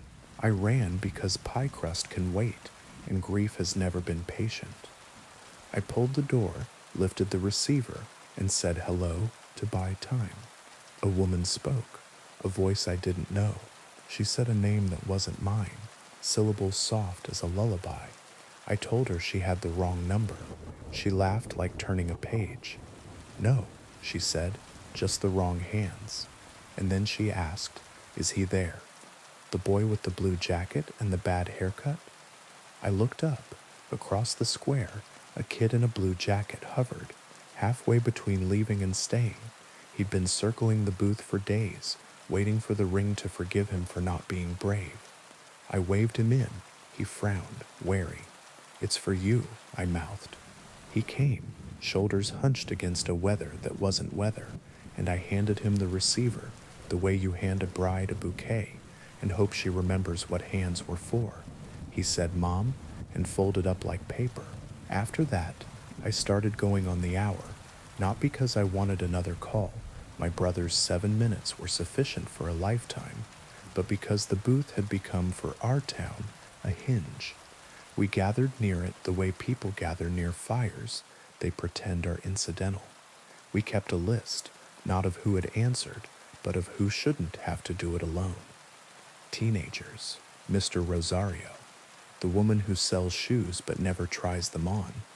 When the phone company finally sent a crew to remove the booth, complaints from up the chain about liability and vandalism and the threat of rust, the mayor signed the order and then pretended he hadn't. The crew came with wrenches and a truck. The first man touched the door and stepped back with tears in his eyes. The second man made a call from his cell to no one and cried too. They left the booth standing. Paperwork got lost. Rust was patient. The town was more so. It rings less now. The line, I think, has learned our names the way old songs do and doesn't need to practice as much. When it does ring, someone answers. Sometimes it's for the air and not for the hand, and we hang up gently. Sometimes it's for the wrong person, and we pass the receiver until the voice on the other end sighs, relieved, and begins. If you hear it, don't be afraid of the glass or the grime or the way your reflection looks like someone you owe. Step inside, close the little door behind you. Say hello like you mean it, because you do. Don't ask too many questions. Let the voice choose the shape of the 7 minutes. When it's time to go, you'll hear it in the line and in your ribs. And when you hang up, go buy flour and a lemon. Bake a pie for the room that hurts. Lock it and visit once a year with cake and a fork. Answer if it rings for someone else and you're the one standing nearest. We keep each other's calls when we can. That, more than anything, is what makes a town. Now, on to the next story. The path to her hut does not appear until you are already walking on it. It is like that with some mistakes. You think you chose the road, but it chose you when you took your first hungry step. I went into the forest because my brother was dying, and the doctors had run out of ways to say no without using the word. I brought the things the old stories say to bring when you seek Baba Yaga: bread, salt, a ribbon, and a question with a price you are willing to pay. I wore boots that remembered other miles. I tied my hair back so the trees would have less to hold. The forest met me like a person who knows your family. It was not friendly. It was not cruel. It was interested. The birches stood like white ribs. The pines leaned into each other to whisper. A crow hopped from branch to branch above me saying nothing, which is how crows are kind. I walked until the path appeared beneath my feet, like something burnt into the earth a long time ago. It wound toward a smell you can only call old. Smoke, iron, mushrooms, the crispness of winter that's waiting at the edge of summer. I knew I had arrived when the fence greeted me. It is polite to say the fence is made of bones.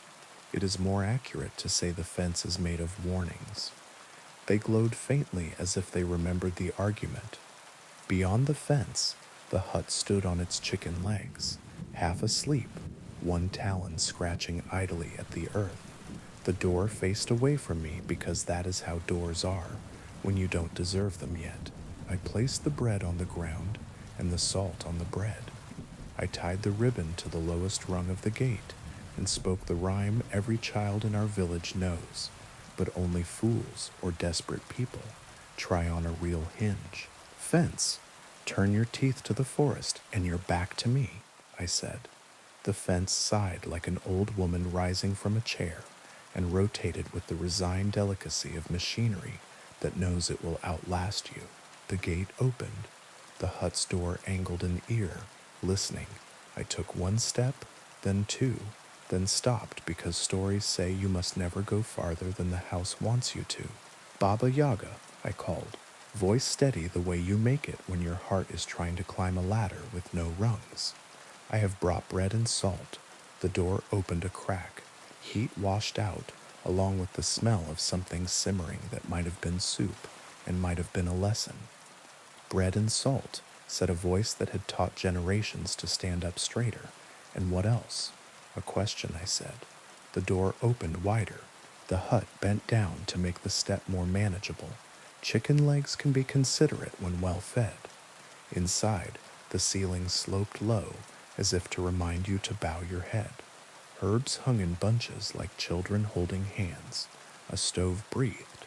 In a chair carved from a log sat the old woman herself, small and huge, bony and plush, beautiful and terrible, the way winter looks from the right window.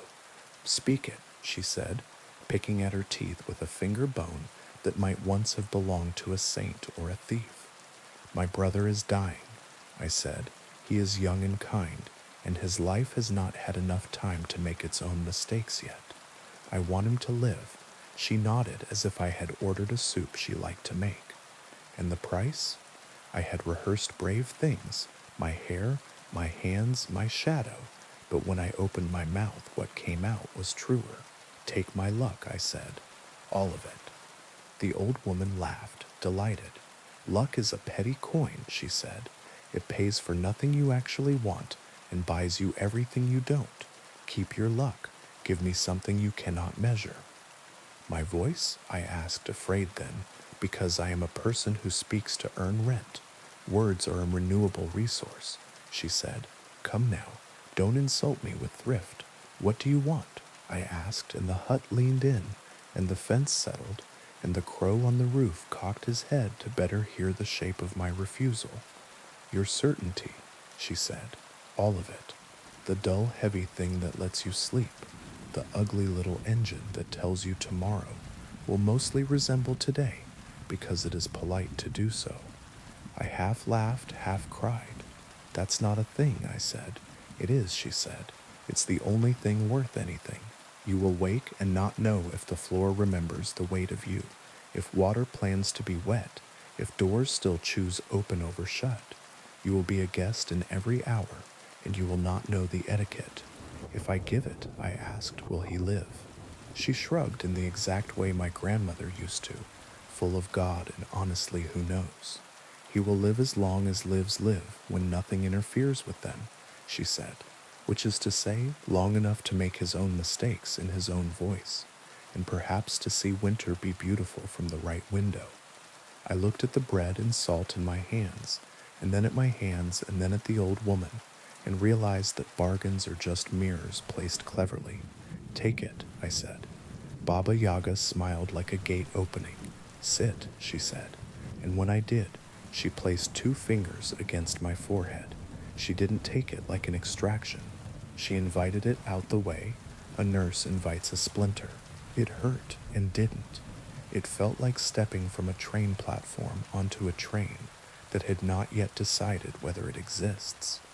It felt like learning to pronounce a word that never stays still long enough to keep its vowels. When she removed her hand, the room brightened and dimmed in the same motion. My eyes took 2 steps to find the wall. "Go home," she said. "Carry bread back. Feed your brother. He will be hungry after life returns to him." "What do I owe?" I asked, because my mother raised me to write thank you notes.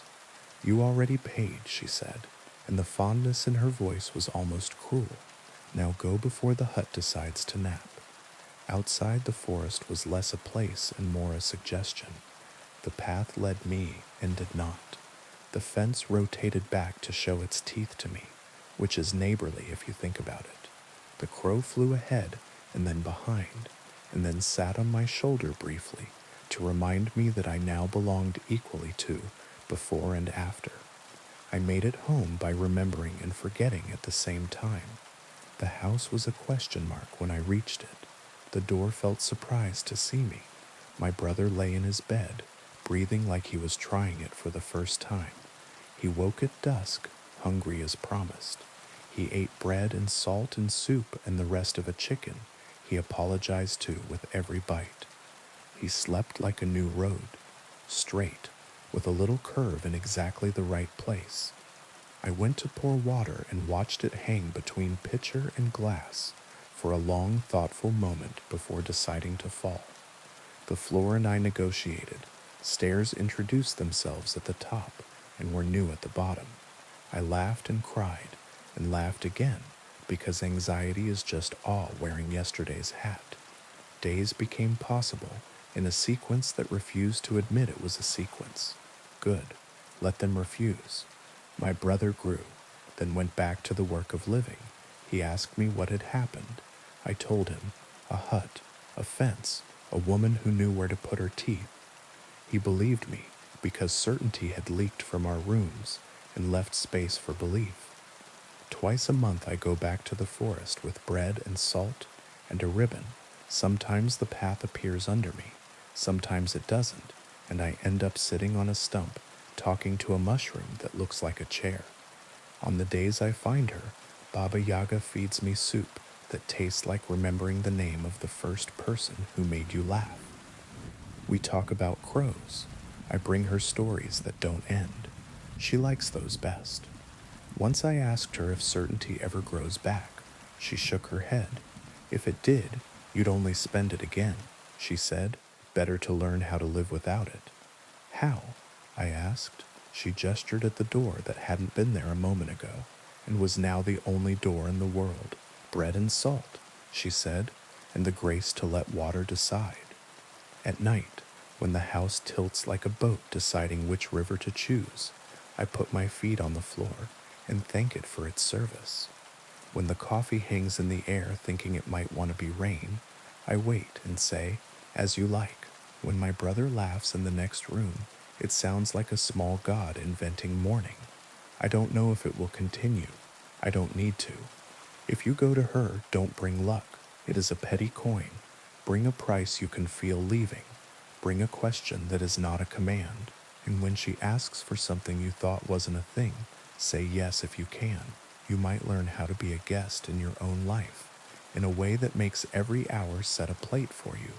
The path won't show until you're on it. That's the trick and the blessing. Walk anyway. The forest knows your family, and if the floor forgets you, introduce yourself again kindly until it remembers your weight. Now, on to the next story.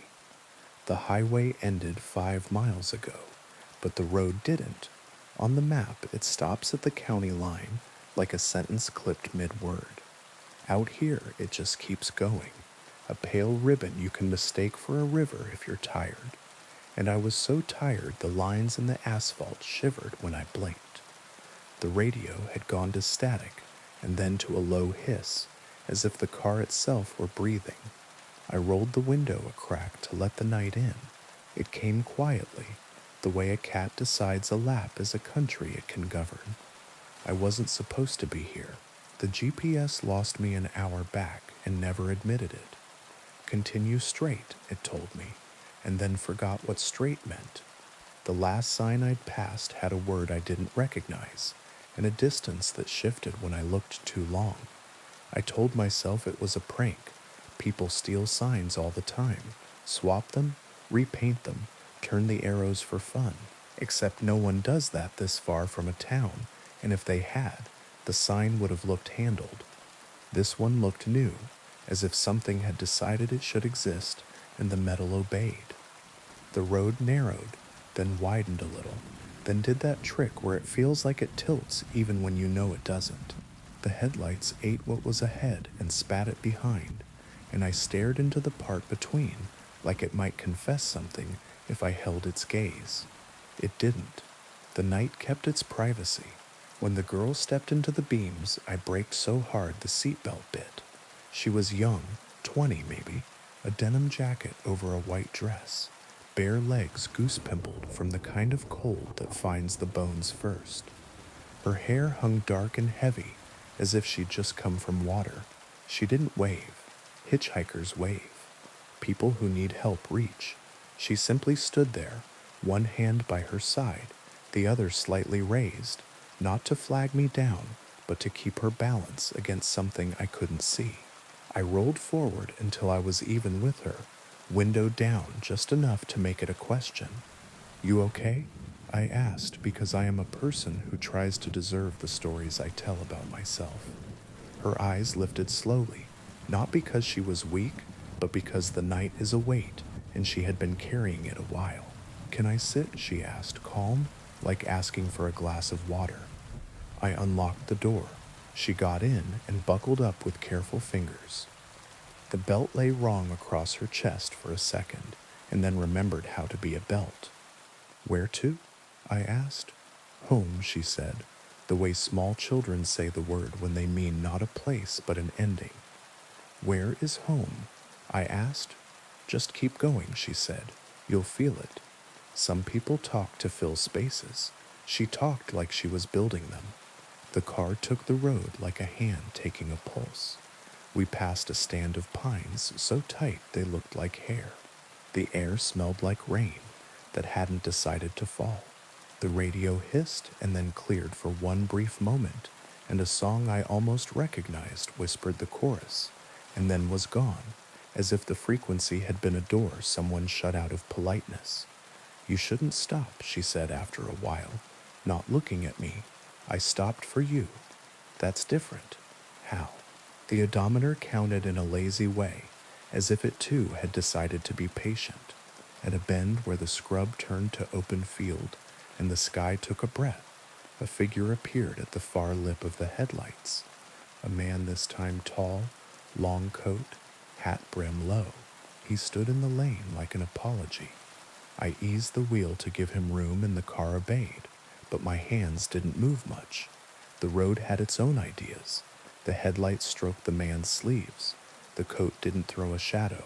He didn't look at us, but I knew if he had, his eyes would have been pale and animal and old. "Don't stop," the girl said, voice glass smooth. "I won't," I said, and the car slipped by. In the mirror, he was closer than made sense, then gone, then only the suggestion of someone who had once known how to stand still. "How far?" I asked, keeping my voice level because calm is a spell. "Farther than you want, not as far as it seems. Are you hurt?" "Not that way." "Do you have a phone?" My own had one bar of a network with a name I'd never seen, a little symbol that looked like a key. She touched the pocket of the denim jacket. "He took it," she said, "or the road did. They share." "Who's he?" "The first one," she said, "or the last." She turned her face toward the glass. The window reflected us as if we were a picture in a stranger's house. "He stands where the road decides to be a bridge." "There's a bridge?" Relief brightened my voice. "Bridges are proofs. If there's a bridge, there are banks. If there are banks, there's a map." She shook her head. "It's not that kind." We passed a farmhouse with a porch light burning. The bulb hummed with moths. A woman stood at the screen door, holding a baby, and both looked like they were made of fog. The house moved away without tech or magic, just the ordinary disappearance of things you don't stop for. I kept my hands soft on the wheel. "Will you tell me your name?" I asked. She considered, then said, "It's different out here." She reached for the dash and stopped before she touched it. "You can call me Mara," she said, which was either true or right enough. When the road began to climb, the map in my head insisted there was no rise this side of the river. The car didn't care.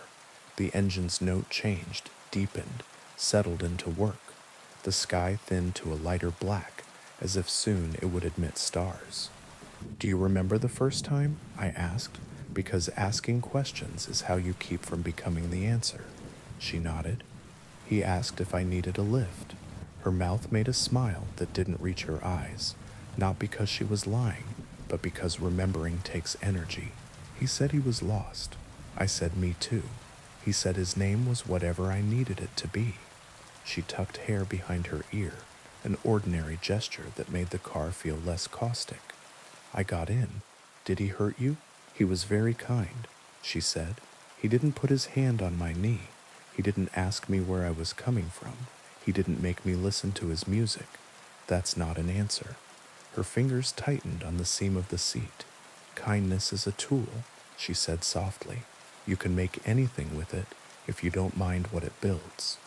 "Did you get out?" I asked. "The door opened," she said. "I stepped onto the same road I'd stepped from, only it wasn't the same because now it knew me." Wind pressed its cheek against the car. The speedometer sat steady, needle at 53, the number you pick if you're pretending not to hurry. Dust rose under the tires and settled as if reconsidering. "How long have you been riding?" I asked. She tilted her head, listening to something beyond my hearing. "Since the county changed its name," she said. "Since the river lost its syllables. Since the first sign painter forgot how to spell home." "You look 20. Some roads are merciful that way," she said. "They keep you the shape you were when you made the wrong choice. It helps them tell the story right next time." We fell into a silence that wasn't empty. The car's interior made small sounds, the whir of a vent, the tick of a cooling thing that shouldn't be cooling yet. the thin creak in the steering column I had been telling myself to get checked. The night outside offered insects in small private choruses. Somewhere far off, a coyote set its name to the field, and the field did not disagree. We topped the rise, and the road became a long straight line, as clean as an oath. In the very center, a shape lay across both lanes like a gift you didn't order. I slowed, habit refusing to yield to instruction. "Don't stop," Mara said, sharper now. "What is it?" "Someone's reason," she said. "It will be very convincing." I rolled closer. Bags? A tarp? No. 4 cardboard boxes stacked, each one labeled in thick black marker. Photos, kitchen, books, misc, the kind of boxes you carry when you leave the place your body learned how to sleep. They were taped shut, tidy, not crushed. To the right, a lamp lay on its side, shade dented. To the left, a framed picture faced the stars. I recognized the frame.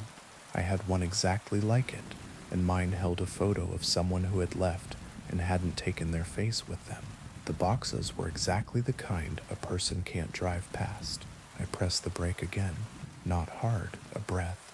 "Don't," Mara whispered, and a second voice, very far away and very close, whispered with her, the voice that lives behind your ear and knows the size of all your nearly.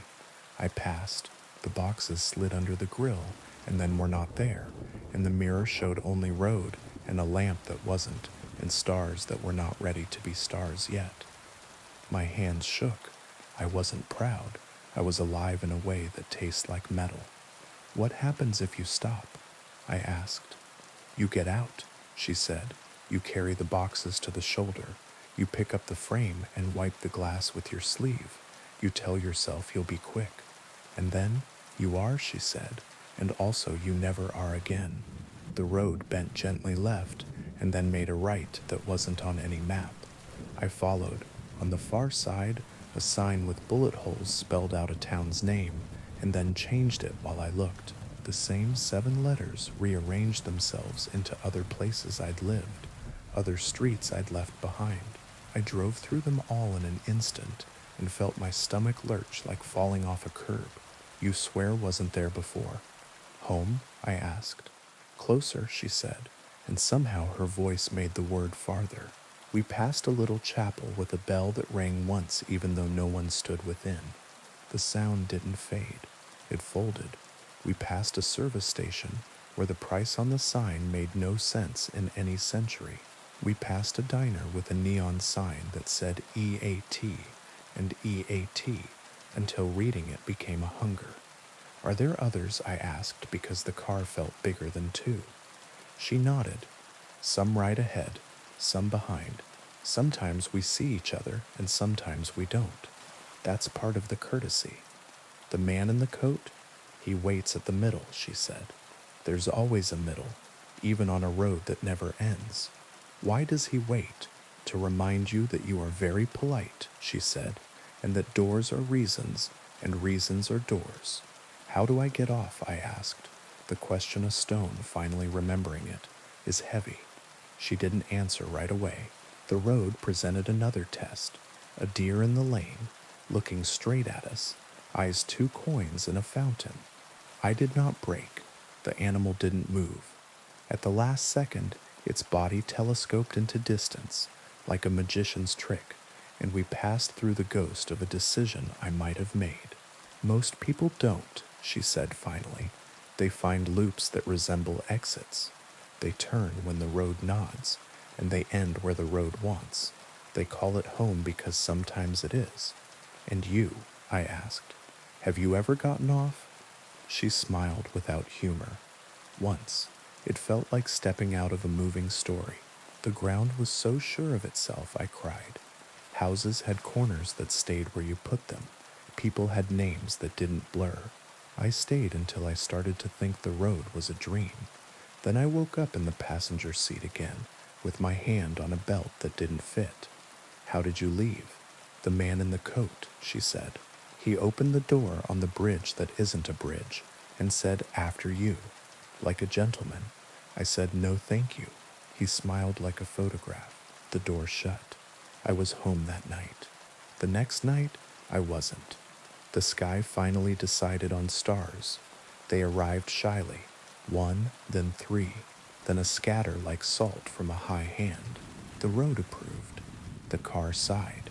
Ahead, the horizon glowed with the kind of light cities make when they can't help themselves. My chest loosened. Civilization is a story with decent lighting. Is that? I began. It's where you think you're going, she said gently. Isn't that home? It can be. Will it be for you? She looked at her hands, then at the glass. In the reflection, I saw us again. Me, tired, her, 20 forever, the road patient. It was, she said, once. As we drew nearer, the glow did what glows do on this road. It stepped back. The closer we came, the farther it moved, always at a respectful distance, like a cat that will let you pet it, but will run if you try to pick it up. I laughed, less because it was funny than because my body needed to choose between laughter and the other thing. I could turn around, I said. You could, she agreed. What would happen? You would meet us coming the other way.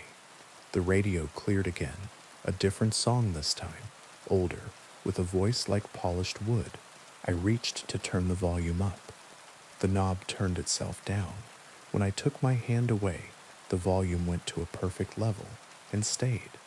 The singer told a story about a man at a river who wouldn't cross and wouldn't go back, and learned instead to be a tree. I can't keep driving forever, I said. You won't, she said, and her certainty was not hope. It was a statement of mechanics. You'll exit when the road decides it's time for you to remember where you were going before you forgot to sleep. When will that be? When you stop wanting it so much, she said, amused and sad. The road narrowed again, then split around a dark mass like an island. As we passed, the beams lit it, a bridge with rails and trusses and all the language of bridges, only smashed. The end jutted into nothing. The beginning rose from nowhere. In the center, on a span that didn't exist, a man in a coat stood and tipped his hat like a joke, whose timing he'd practiced. Don't, Mara began. I know, I said, but my foot had already eased, because politeness is a habit, and men in hats are a test a certain kind of girl in a car can't help but grate herself on. He didn't step forward. He didn't need to. The door in the air swung, and wind I couldn't feel lifted my hair, and for a second the car was full of a smell, like old paper and rain, before the first drop, and I wanted with all my body to stop, because if I stopped I could ask my question, and he would answer it, and the answer would be about me, and mercy, and how some roads end if you are kind at exactly the right moment. Don't, Mara said, and this time her hand closed around my wrist, warm and real, and I didn't. We slid under the place where the bridge didn't meet, and came out the other side whole. In the mirror, the man became a smudge, became a memory, became a story I might tell later, like a joke. The glow on the horizon went out, as if the city had decided to sleep. In its place, a smaller light appeared, nearer, steady, a porch light. Mara exhaled. My chest did too. The porch light didn't step back. It waited the way a real light does, like a simple good thing placed intentionally in the dark. Is that? I asked. Yes, she said. Yours? For now. A mailbox appeared, painted with little flowers. A gravel drive. A house that needed paint in exactly the way houses that are loved need paint, with no shame. On the porch, a woman stood, hand over her mouth, shoulders shaking. Next to her, a man paced, then stopped, then paced, the way bodies move when they no longer believe they can hold still. A boy sat on the steps with a dog that could not decide whether to bark or run or wag its whole back end off. I pulled in. The gravel made the sound of relief. The car stilled. Mara's hand slipped from my wrist. Thank you, she said, and this time the smile reached her eyes like sun finding a window. Will you? I began. Maybe, she said. She opened the door. The porch light did not flicker. The woman on the porch made a sound that turned my insides out and then back again, and I watched through a blur as a girl in a denim jacket and a white dress walked up 3 steps and into arms that had been empty too long. I put the car in park and rested my head on the wheel. The porch light felt like a campfire you're allowed to sit at. The dog barked and then remembered to sniff, and then remembered to lean against every leg it could find. The night softened. When I looked up again, a man in a coat stood at the end of the drive. He was far away and very close. He raised a hand respectfully, as if to say good evening, neighbor, and I, polite idiot, raised mine back. He tipped his hat and took 1 step toward the road that leads to the road that never ends. I left before he could remember my face. 5 minutes later, the GPS found itself with offended pride. Street names returned to human syllables. The radio gave me a station with commercials for mattresses. The air outside smelled like someone else's lilacs. I should tell you that I drove home then and slept and woke, and the world remembered me. I did, I have. The road that doesn't end is still there, and some nights the map on my phone glances up like it recognizes an old flame. I don't drive that way anymore, but sometimes it comes a little way toward me, the way rivers do when it rains, and I feel my hands soften on the wheel. If you find yourself on it, don't stop for reasons. Don't pick up boxes with your name on them, even if the handwriting is yours.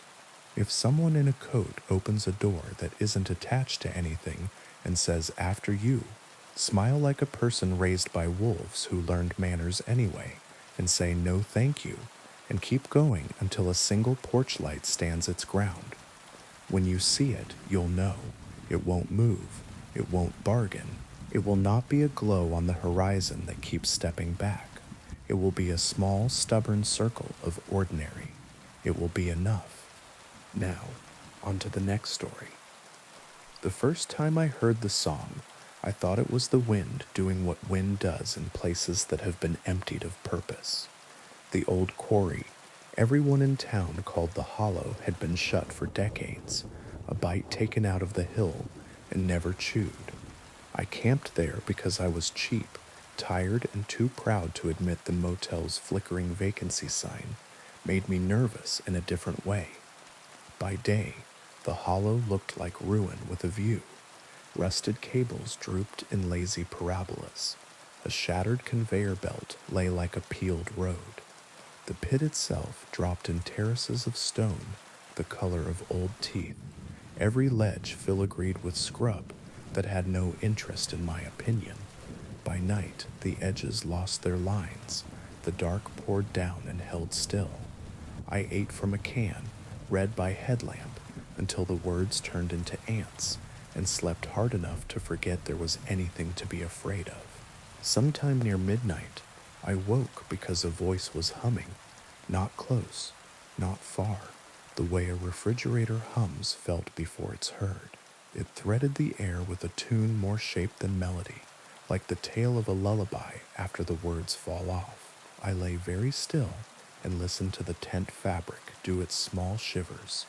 The hum bent upward and down, then paused on a note that tasted like cold metal. I unzipped the flap an inch. Moonlight lay on the quarry floor in pale ribs. The wind moved in careful hands. Down in the pit, fog had gathered, where there had been no fog when I went to sleep. It was not rolling or rising. It was waiting. The tune changed.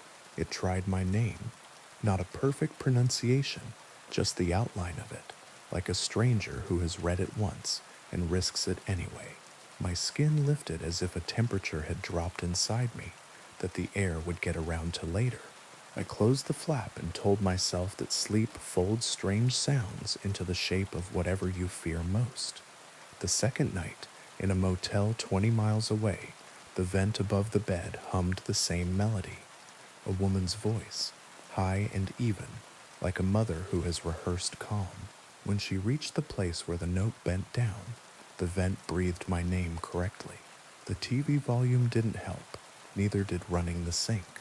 In the morning, I put my coffee down untouched and asked the waitress if anyone had ever complained about a noise from the hollow. She went still, in the kind of way you see around grief. "Don't go back," she said, not unkindly. I wasn't planning to. She looked at me the way my fifth-grade teacher did when I said I hadn't eaten the paste.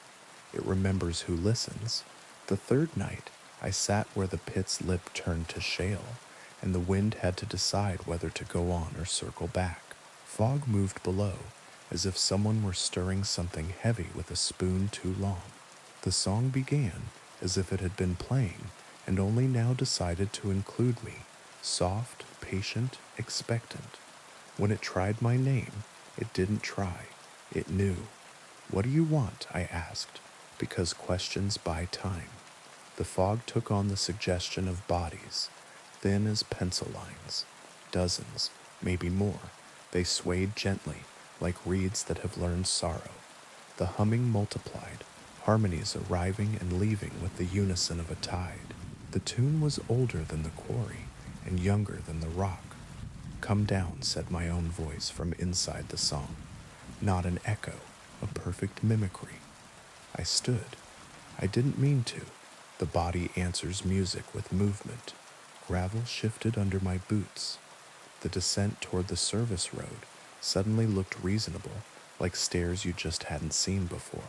I took one step because one step is how falling introduces itself. A beam of white light slashed the fog. A truck's horn startled the hill. The foreman of the road crew, who'd been regrading the county line, leaned out his window, face creased with a kind of anger that has fear woven in. "Not tonight," he called, as if he knew the schedule. I blinked. The shapes below softened back into fog. The song dropped to a hum that felt like a room clearing its throat. "Not tonight," I said back, to the pit or myself. I went home by a route my GPS didn't recognize until it did. After that, it stopped being nightly. It started being everywhere. A kettle reached a boil in my apartment and held the note too long. The elevator in my building found a frequency I hated.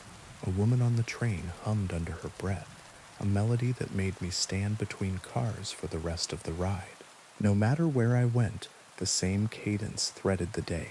Up, down, hold, my name, a plea that wore politeness like clothes. I avoided sleep and then wanted it desperately. I smiled too wide while people talked. I began to look at storm drains as if they were mouths. The voice in the vent grew bolder. I taped a towel over it, and it hummed through cotton. I put my head under a shower, and it built itself from the water. I asked the town historian, because historians sometimes say the wrong thing and save your life. He used words like scrip and company store and accident, then shifted to softer ones: collapse, widows, unrecovered. He said the pit had a second dig in the 20s, quiet, off the books, below the level where the ledge had broken years earlier. He said they'd chased a vein past where the engineers would sign, and the tunnels got narrow, and the men got small in the dark. He said the company moved the fence and the map and a line item, and then moved away. He said no one ever heard rocks landing when they threw them in to test the depth. He lowered his voice like I might know someone who had never climbed back out. On his desk lay a ledger of names in 2 columns, shifts and Sundays. Pencil thin, some scored, some entirely erased, some smudged like someone had rubbed them and then stopped. He let me read until my eyes blurred. Beside the list, he'd written a single sentence: "What sings down there isn't grief alone." "What else?" I asked. "Hunger," he said, and then he crossed it out with one line, so he could still read it. I stopped going to work. I stopped telling anyone I wasn't. Sleep slid out from under me. I found myself standing by the sink at 4 a.m., holding a glass as if I had always held it. The tune had become a presence that didn't need sound. I heard it in my molars. I felt it in my wrists. My body tuned itself to a pitch the world didn't share. The 4th night on the rim, I brought earplugs, then didn't put them in because I was honest enough to know they only stop air. The fog below had thinned into columns, like pillars in an old knife. It was quiet, too quiet, the held breath silence of a stage before the actor walks on. I said, "What happens if I do?" The song answered by adding a second voice, low and familiar. My father's from the kitchen at 2 a.m. after the funeral. He hummed when he washed the last dish. He hummed when he couldn't say my name without breaking it. He hummed the same rise and fall, not because he'd known it then, but because the hollow did now, and lent it to him retroactively, because time makes poor fences once you agree to it. Rage is a good rope. I grabbed it. "You don't get to use him," I said, and the fog pulsed as if insulted, then smoothed, then brightened faintly from within. A shape resolved near the bottom of the shaft. Small. A child, hand to mouth, shushing me. Above her, a woman swayed with a bundle in her arms that might have been water, might have been a blanket, might have been a baby. Around them, lines of men in canvas coats leaned on tools. They were still as photographs, and yet they were moving, a posture learned when a voice is near you. Want to honor. "What are you?" I asked. The answer reached my chest without touching my ears. Not one, many, not dead, not only. "Do you want me?" "We want what listens." "Why me?" "You stayed. I did. Not at the rim. I'd run. But everywhere else, in the vent, at the sink, on trains, in doorways. I had made space for the song in hours where memory should live. What happens if I go down?" The child raised both hands in a pantomime of lifting. The hummed melody found a note halfway between welcome and warning. The fog took on the suggestion of walls. The pit felt narrower. "Say I did," I said, bitter now. "Say I step, say I slip, say you sing me into a path I can't see, and I crawl on my knees so my hands can learn the turns by how the stone jogs at the seam. Say I reach you. What then?" The song softened around my name in a way that hurt. "Stay, and if I don't, we will sing from where you sleep." Thunder rolled far off, not from clouds but from the spine of the hill. A rock loosened and fell. It took a long time to become smaller. I didn't hear it land. The road foreman found me crouched by the pit at dawn and squatted the way men do when they would like to offer you dignity. He lit a cigarette and let it burn in his hand. "My grandfather," he said, after the silence had become something you could stand on, "is just shift. Long time ago. The old men still spit when they say it." He came home with white in his hair and red in his eyes. He woke up nights and said there was a fine sound under his feet, sweeter than a fiddle, and if he could only get back to it, he would be righteous in the morning. What happened? Nothing for a while, which was the problem. He was no good at anything but being near the edge. Then one June he walked back. Folks watched him go and practiced the story of how they tried to stop him. He didn't fall. The foreman pinched ash into a small, neat pile on the gravel. "Not exactly." "What do you do when you hear it?" I asked. "Pour coffee," he said. "Walk away from anything that rhymes. Don't hum to yourself, not even happy. A song's a hook looking for a jaw." I laughed, then cried, which are the same motion with different names. "I think it likes me." "It does," he said kindly and without comfort. "It likes everyone it can make a chord from." For days I practiced forgetting. I slept with a loud fan. I left the TV on an infomercial at volume 3. I practiced speaking aloud to my plants in ways that did not sound like a tune. When the vent sighed, I put on rain sounds and refused to notice if they found a key. I walked city blocks that had corners. I stood in crowded places and let other people's noises press in. The song learned my schedule and went looking for paces I had not worn yet. It found the laundromat at 3 a.m., where machines do a kind of whale song if you let them. It found a stairwell that multiplied footsteps. It found the second stall in the bathroom at work where a crack in the tile made a reed sound when the door closed. It is hard to unteach your ears. It is harder to take the voice in your head that says this is for you and tell it, not tonight, and then not tomorrow, and then not again until tomorrow grows a rind. The last time I went to the hollow, the air over the pit was very clear, the way air gets after a storm chooses elsewhere. No fog, no suggestion of bodies, no sound. The quiet was bigger than my name. I sat and hung my legs over the drop like an idiot at a swimming hole. I spoke in prose. I recited recipes. I said the alphabet in threes. I told the quarry the names of my teachers in order. I told it the worst and smallest things I'd done, the petty meannesses that collect like grit in the bends of a life. I did not sing. At sunset, when the sky went bruise-colored and the first bat practiced the shape of a turn, a note rose from below like a hand. It was wrong, off by a hair. I didn't look down. I stood and stepped back, and then back again. I didn't run, because running is a rhythm, and rhythms are roads. I moved to a place with traffic and bad saxophone on subways, and neighbors who play two-note doorbells. I kept my windows open so the street could fill me. I learned other sounds. I hummed nothing. I listened to talk radio, to sports, to my idiot upstairs neighbor who screams laughing at 2 in the morning. My father's voice stayed where it belongs now, on the other end of a saved voicemail. I won't delete. When the kettle catches a certain pitch, I lift it off, let it cool, and set it back down sideways so it will remember to be water. Sometimes, in the middle of a crowded day, a truck backing up will hit the interval just right, and my mind will walk to the edge. Sometimes I wake and hear the vent breathe one note too long, and I put my palm flat to the wall and tell it a list of groceries until the list runs out of tune. Sometimes I hear my name from a mouth in a room I'm not in, and I say, not tonight. The hollow is a place where stone remembers a choir. It is also a habit in the body. It will be, forever, one of the ways I could end. I think of the child who raised her hands. I think of the foreman's grandfather, righteous in the morning he never reached. If you camp near a pit people call by a proper noun, be suspicious of your bargains.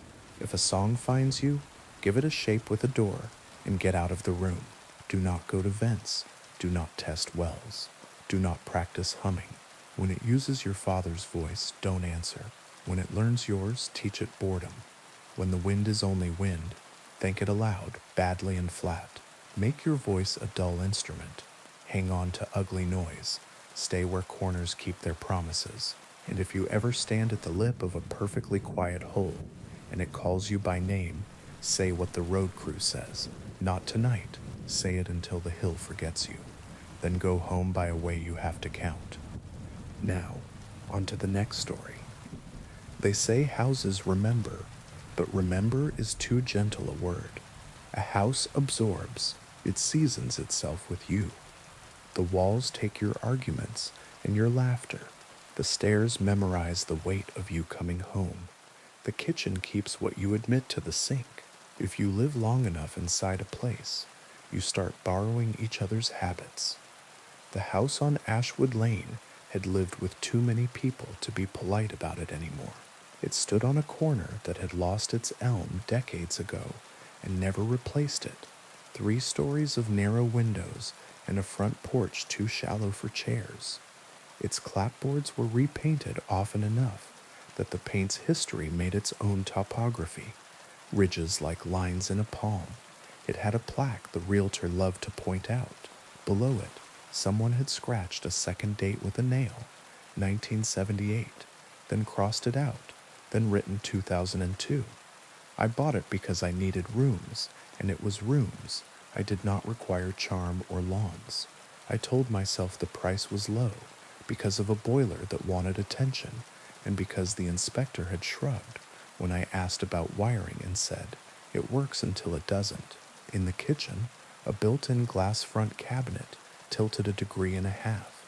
In the entryway, a transom window stuck halfway open as if it had been mid-sigh for years.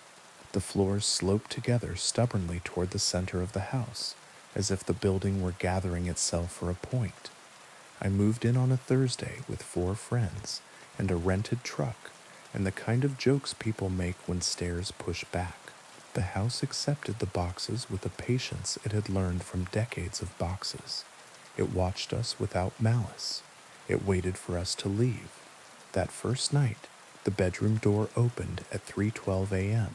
The room had been warm when I fell asleep. The air that came through the door had the temperature of hallways. A draft, I told myself, then wondered why drafts knock. I lay still, bare feet padded around the bed. Not heavy, not childlike either, a weight that didn't care to be categorized. I sat up. Nothing. I set my phone to video with the flash on and stared at the small screen until my eyes dried. The door moved a hair and settled. The hallway beyond held its breath. In the morning, small handprints smudged the wall opposite the bed. 4 fingers and a thumb, precise as stamps, the color of dust. I wiped them with vinegar and a cloth, as if the house were a counter. That evening, they were back, lower, as if the child had been standing on something earlier and didn't need it now. The neighbors did their duty. Pies, advice, names. On the second afternoon, Mrs. Lang from the corner walked me around the block, pointed at gutters, at hedges that don't belong, at the sky when it does a certain thing before rain. When we came back by Ashwood, she paused on the sidewalk as if she weren't sure whether to take one more step. "You'll hear things," she said. "Don't answer questions you aren't asked." "What kind of things?" She made a small shape with her mouth that admitted the existence of a list, and then closed it. "Open your windows in winter once in a while. Houses need to breathe. Same as people." She patted my arm as if I had delivered good news, and crossed the street without looking. At night, the house breathed on its own. Heat ticked in the registers. The upstairs bath pipe shuddered with the ghost of water. Wood flexed. The sounds organized themselves. A woman humming in the kitchen. The tune unambitious. The hum a habit. A man pacing in the study. The way sound changes when it crosses a rug. A child racing down the upstairs hall and stopping at exactly the place where my bedroom door meets the casing. I did the ordinary exorcisms, salt across thresholds, because my grandmother had cheap white candles and sills for light shapes. A bell rung room to room because a friend had sworn it had helped during a bad year.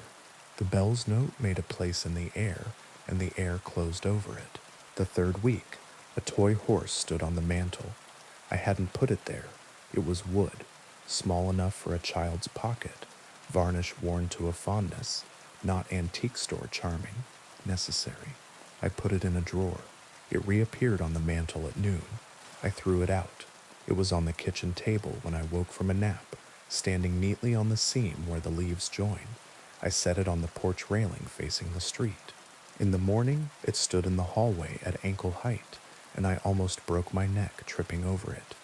"Okay," I said aloud, because compromise keeps the peace. "You live here too." I put it back on the mantel, center, where the wood had a slight lighter place that suggested long occupation. The house softened around that. The humming grew fainter. The footsteps took up a gentler route. The handprints stayed, but moved with me room to room, as if the child were learning the new house by my tour. I learned the history the way you learn any complicated thing, by collecting small specific facts until they begin to stack into a structural truth. The town records listed owners who left suddenly. One family had defaulted 3 months after a baby's funeral. Another had sold at a loss right after a fire that never fully scorched a wall. An electrician's widow had signed the deed with a hand that made careful schoolteacher loops. She died in a smaller house across town 6 months later. In a microfilm of a 1931 paper, I found a 2-inch article. "Local girl drowns in well. Mother inconsolable." The address was mine. I avoided the well. It had a lid someone had secured with rope, and the rope was older than my parents' marriage. I left it older. It is one thing to know a house holds its old weather. It is another thing to wake in the study with a revolver in your hand. The barrel was cold and oiled. The weight was the kind of truth you can tell in the dark. I was not seated where I had fallen asleep. I had not come down the stairs. The chair knew me anyway. The clock that had not worked since I moved in ticked solemnly. A whisper behind my ear, that complicated space between house and head, said careful and kindly, "It doesn't hurt for long." I set the gun on the desk and stepped away. The wood moved under it. I blinked. The gun wasn't there. The desk had a small dent where a heavy thing had rested often. I called a friend and asked if she would sit in the kitchen with me a while. She arrived with bags and a loud laugh. The house met her like a dog that's good with children, but not men. After an hour, she frowned at her phone. "Do you hear a baby?" she asked. I lied. Traffic. She nodded, relieved, and left before night, because somewhere in her body she knew I would ask, and something in the house would not let me. I stopped inviting anyone. The house grew pleased. The humming drew closer to the register I sleep in. Some nights I woke to the smell of bread baking, imaginary and exact.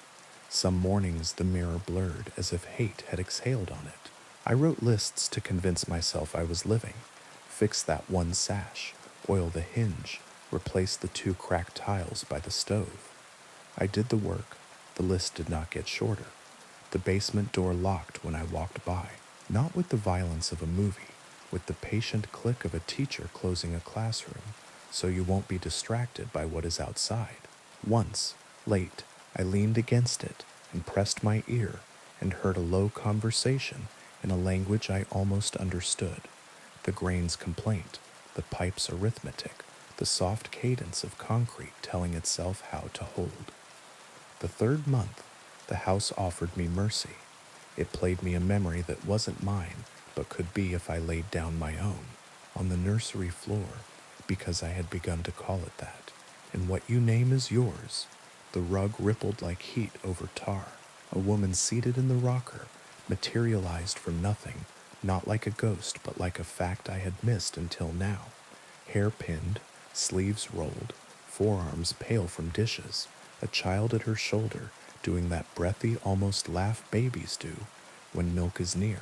She looked up at me, irritated at the interruption, then softened, the way mothers soften when they decide you are tired, not malicious. She said, "You'll wake him."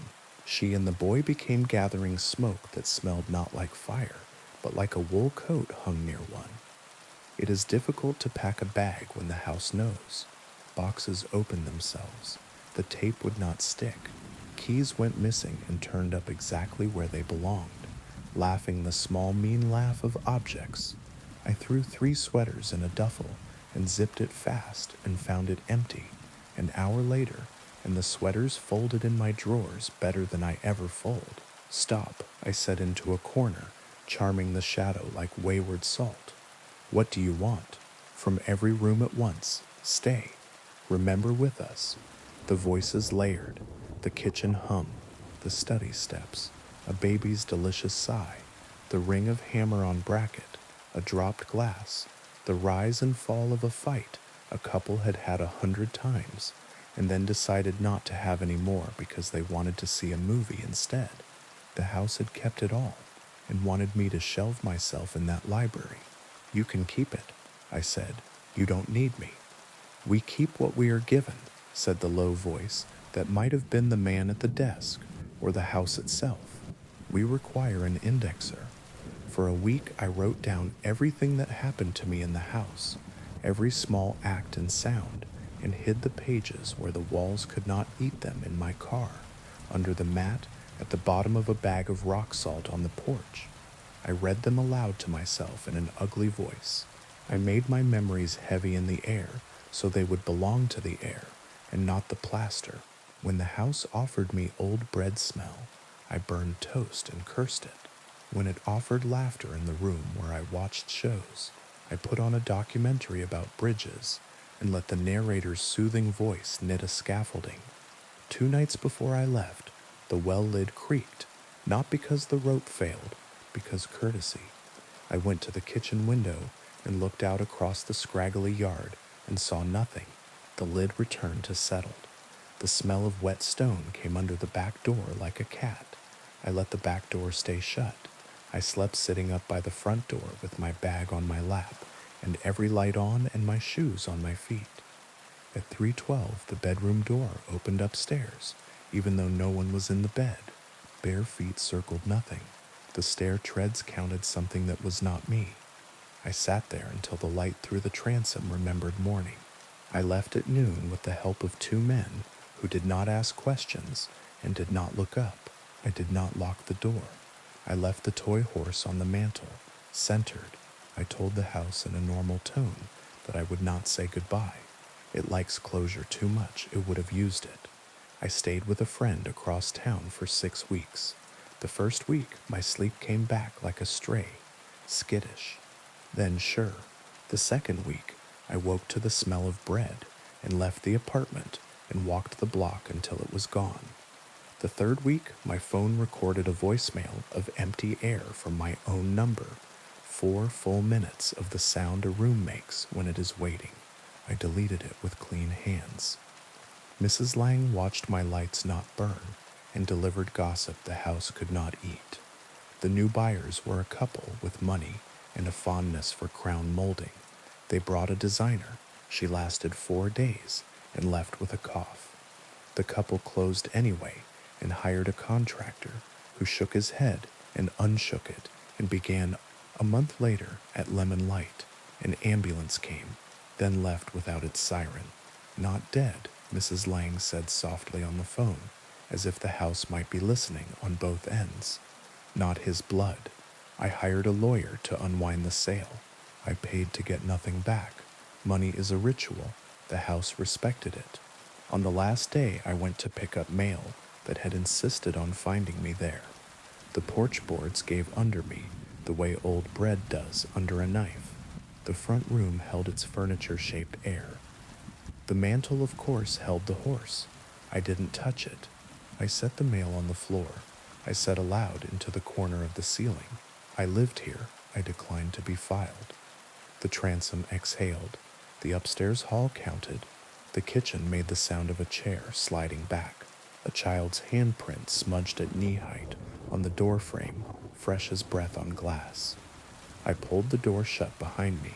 The lock clicked the way it does when a house locks you out of kindness. In my new apartment, flat floors, sullen radiator, windows that stick in summer, I keep nothing I would cry over losing. I buy bread at the bakery and hand the bag to the air. Here, if you want to smell it honestly. I keep a wooden horse in a drawer that has never opened itself. It is not the house's. I carved it badly. The varnish is uneven. I take it out sometimes and set it on the windowsill to look at the street. It looks pleased by cars. When I wake at 3:12, and sometimes I do, because the body is a calendar, I listen to the hallway breathe. I tell the door its hinges are doing fine. I say the names of the people I love in a flat voice that makes nothing of them except fact. I open a window in winter so the place can remember that air goes both ways. Houses want you to stay because they are made of staying. Some want you to remember because remembering is how they keep whole. Some want to be told off like dogs, then fed like cats. Some want you. If yours begins to arrange its kindnesses into a net, cut holes in the pattern, laugh on purpose at odd hours, say ugly prayers, eat at the sink, let the neighbors' voices in, make the walls put up with your bad singing, even when you don't sing.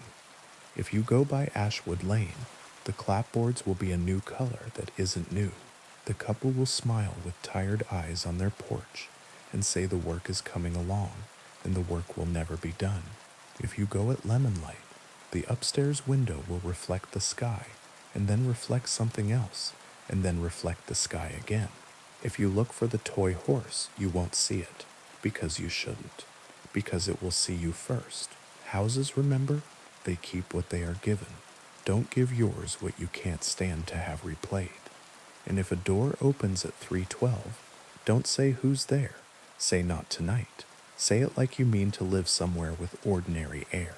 Say it again if the house is kind enough to ask nicely. Now, on to the next story. The storm didn't take the town in a hurry. It arrived the way old debts do, announced by a change in air, a smell of wet metal, the gulls gone quiet, as if they'd been told a secret. The harbor smoothed itself under a sky that had lost its edges.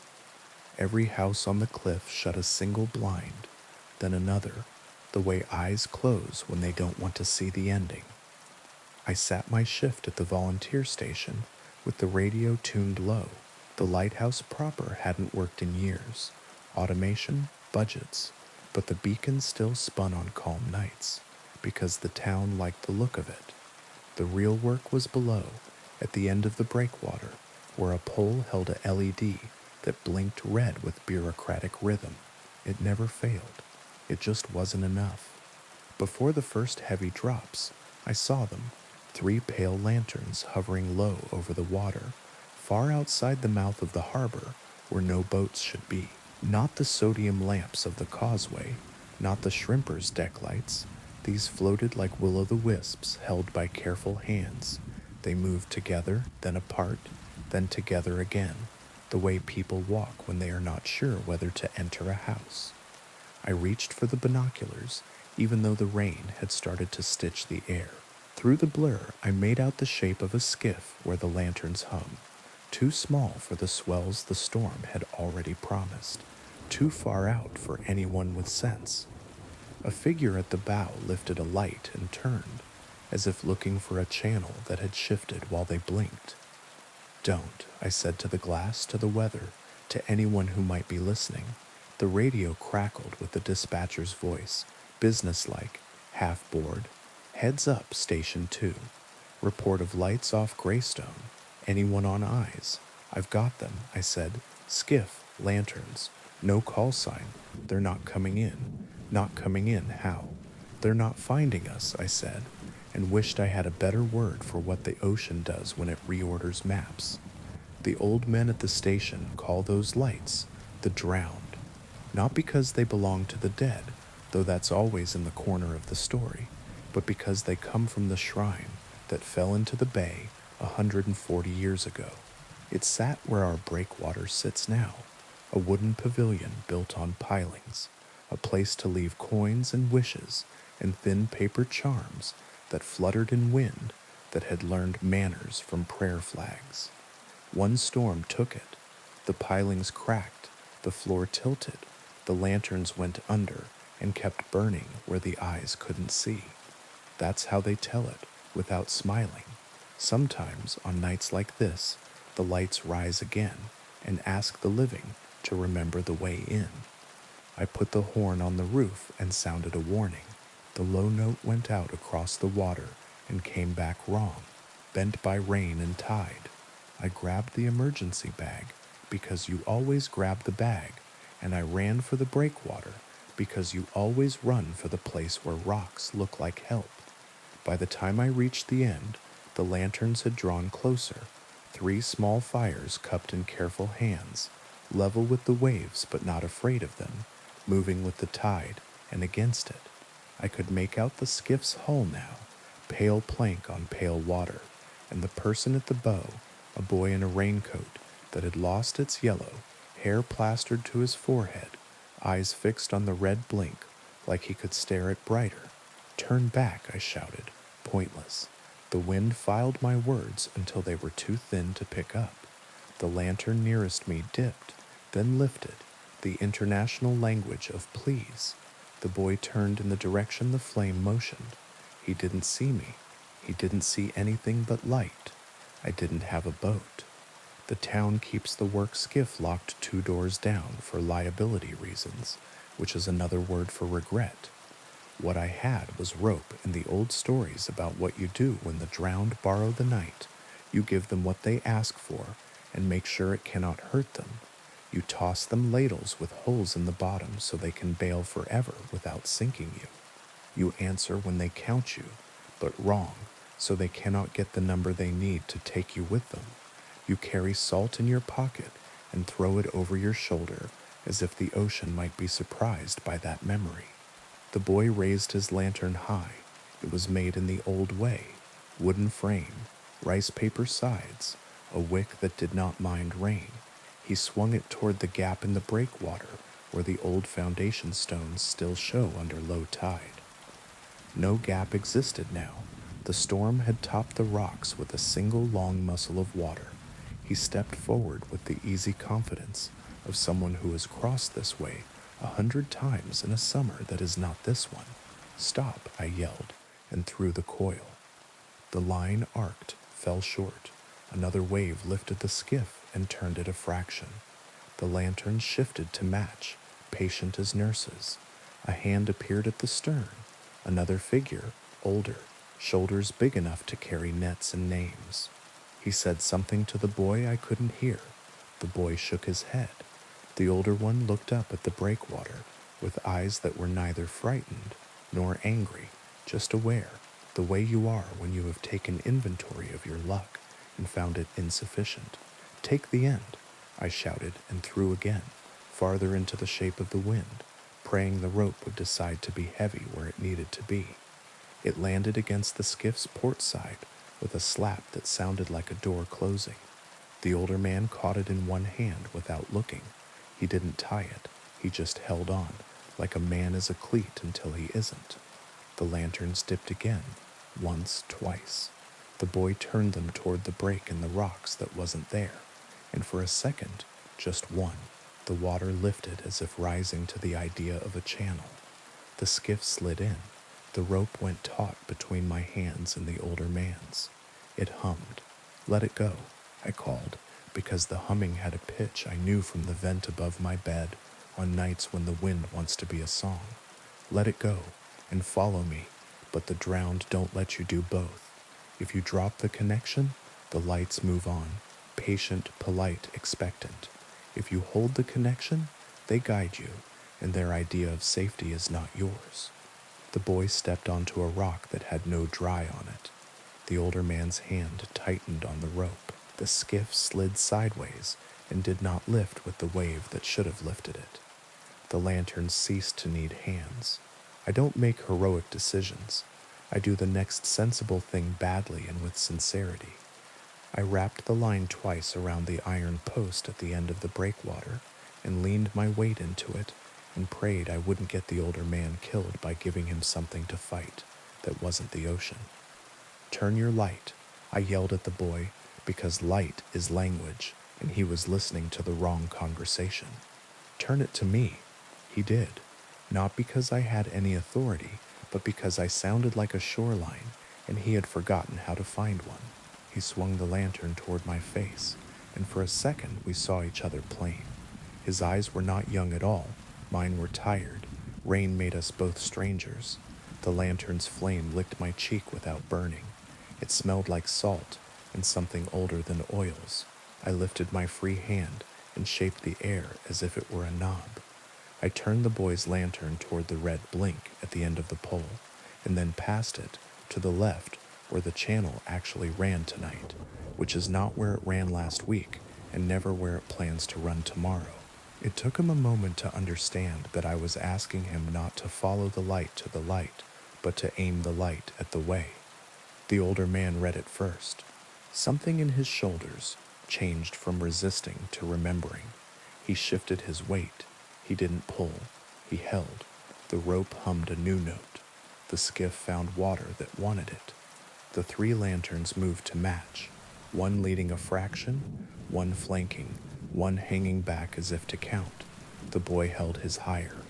The older man stepped closer to the center of the boat, feet following memory, not map. Together we slid the skiff along the wet top of the breakwater's logic until the inside water calmed enough to welcome them. When the bow kissed the lee side of the rocks, the older man let the rope fall. The boy's lantern guttered and flared, then burned steady. I dropped to my knees and hauled until the skiff's hull scraped the stones, and the boy stumbled into the small and particular gravity of safety. He looked at me like a person looks at a window after getting out of a locked room. The older man tied nothing, thanked no one. He was the kind of grateful the ocean approves of. Quiet, practical, already attending to the next thing. Behind them, outside the mouth, the three pale lanterns hovered a moment, then drew apart, then sank, slowly, as if reluctant to leave a conversation they had almost finished. The surface closed over them, as cleanly as a lid. The red blink resumed its rhythm. The storm decided to take itself more seriously, and began. We brought the skiff up the inside of the wall in quick, small pulls, the boy carrying his light like a child carries a cat, possessive, careful, reverent to a degree that does not admit reason. When we reached the inner dock, neighbors gathered in that way, small towns do, all at once and out of nowhere, with blankets and questions.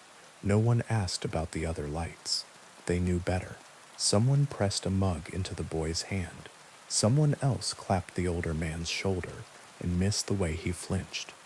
Later, when the radio had finished with its relief, and the checklist had been checked twice, and the rain decided to become a wall rather than a suggestion, I went back to the end of the breakwater alone. The surface outside boiled with white, in patterns only the old men could name. Somewhere under that muscle lay pilings that had once held the shrine, lantern hooks that had once held prayers, paper that had once held names. Somewhere under that, older still, lay the reasons any of us ask the sea to let us cross it, and the sea's slow answers. I tossed a handful of salt into the air because it was in my pocket, and because superstition is a promise you make to everything you can't fix. The wind took it, and returned a little to my face, which is the sea's way of saying in you. The next morning, the boy's mother found me at the station, with a pie and a letter in bad pen. The pie was necessary, the letter was not. It said nothing about lanterns. It didn't mention the way the rope hummed. It thanked me for being outside when someone was lost. He kept the lamp, she said, when I asked. His grandfather says it's ours. The older man was the boy's grandfather. Then, of course, carrying a skiff through rain is a heritage. He stood at the door while his daughter spoke. He didn't look inside. His hair had a new white in it, the kind storms paint when they need to leave a record. You'll see them again, he said flatly.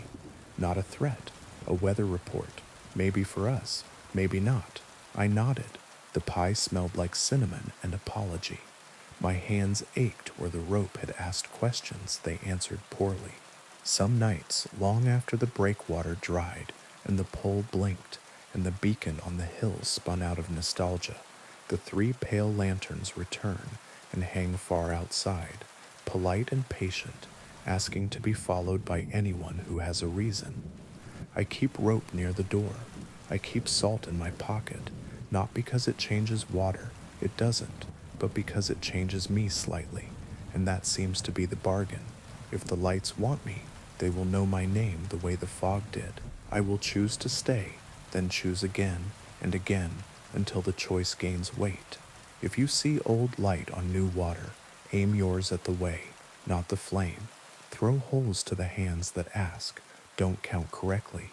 And if a lantern rises dripping from a place where wood should not remember fire, treat it like a neighbor and not like a sign.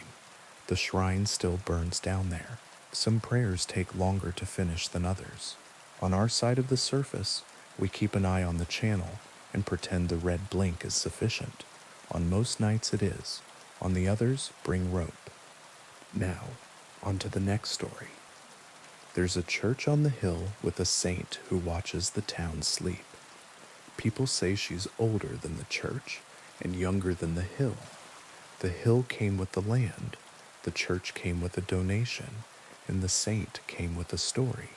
They set her in a niche above the side door decades ago.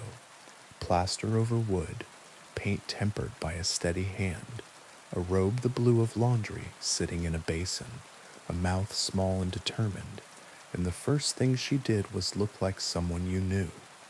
Her glass eyes had a film over them when I was a kid, which made adults talk lower in her shadow. At dusk she seemed to see more of you. At midnight, If you went close and everyone does once, you could make out what was trapped under the gloss. Tiny irregularities, bubbles like seeds, the old way of making eyes fixed on a single forever gaze. My grandmother kept a key to the sacristy and sometimes brought me along to fill candles on Friday afternoons. It smelled of cold stone, and wax behaved better there. I loved the small hush behind the side door that felt like an apology for the big hush in the nave. One late winter day, the kind of afternoon that looks like it wants to be snow and can't quite, my grandmother kept the door propped while she hauled a box in, and in the exact moment the door was neither open nor shut, I watched the saint blink. Just once, a small correction, like dust had landed and the eye had taken care of it. Gran, I said. Hmm? She was counting votives the way saints count promises, seat of the pants and exact. She blinked. She does, sometimes, my grandmother said, and when I stared, she added gently, "You'll learn not to check on purpose." I tried not to. It's hard for a child not to. Years later, after my grandmother, after time had made the niche need repainting, after the church's roof had forgotten its job and then relearned it, after I had moved away and come back and moved away again, and then came back for good, because towns do that to you. The saint's eyes were clearer. The glass had been cleaned by a restorer the parish had splurged for. The bubble glass was gone. New eyes, the kind that shine. It was only practical, Father Marco said when people complained that the new eyes made them nervous. Condensation gets behind the glaze. Mold. You want the Blessed Virgin with mold in her skull? She's not the Virgin, Mrs. Ansell said. She's Saint Dymphna, or Dorothea, or someone from the list we don't read. She knows our business. She doesn't need shine. Shine or not, she kept watch. The town had more cameras than saints now, but the saints saw the right things. She missed the loud fights and caught the quiet ones. She missed the tourist's photo and caught the 3 seconds after, when the tourist turned his phone away and looked at the hill like the hill had said his name. She missed the day we raised money for a new roof and caught the night a woman came to sit on the steps with a bag she did not open for a long time. I started sitting with the saint myself, the year my father forgot how doors work. I'd walk him after supper because appetite gets tired before legs do. When your mind misfiles your maps, we'd circle the block, go by the church, nod to the side door, check that the heavy key in my pocket existed, and say neutral things about weather and the dog 2 streets over that barks like a trumpet. He didn't like the knife. The big air made him look for exits he couldn't name. But he liked the side door. The saint was at face level if you stood on the last step. She's your height, he said once, and I, who had never liked being told I was short, found that I didn't mind from him, because the way he said it meant close enough to hear you.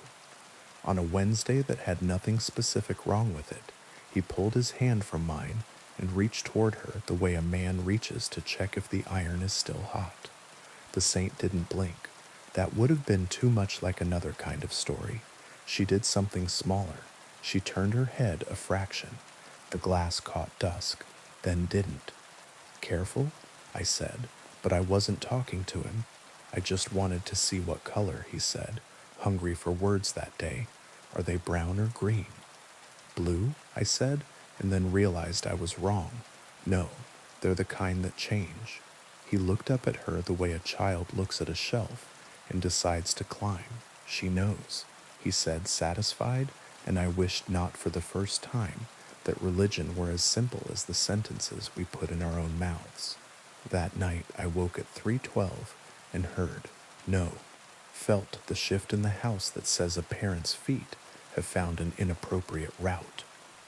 I checked his room, empty. The front door hadn't been locked because he hated the idea of locked anything. I found him on the church steps with his coat misbuttoned and his breath in the air like a small, honest cloud. The saint's eyes shone. The town lay below, lights like coins thrown into a fountain too full. What did she say? I asked, hushing myself, because asking is good and answering breaks something.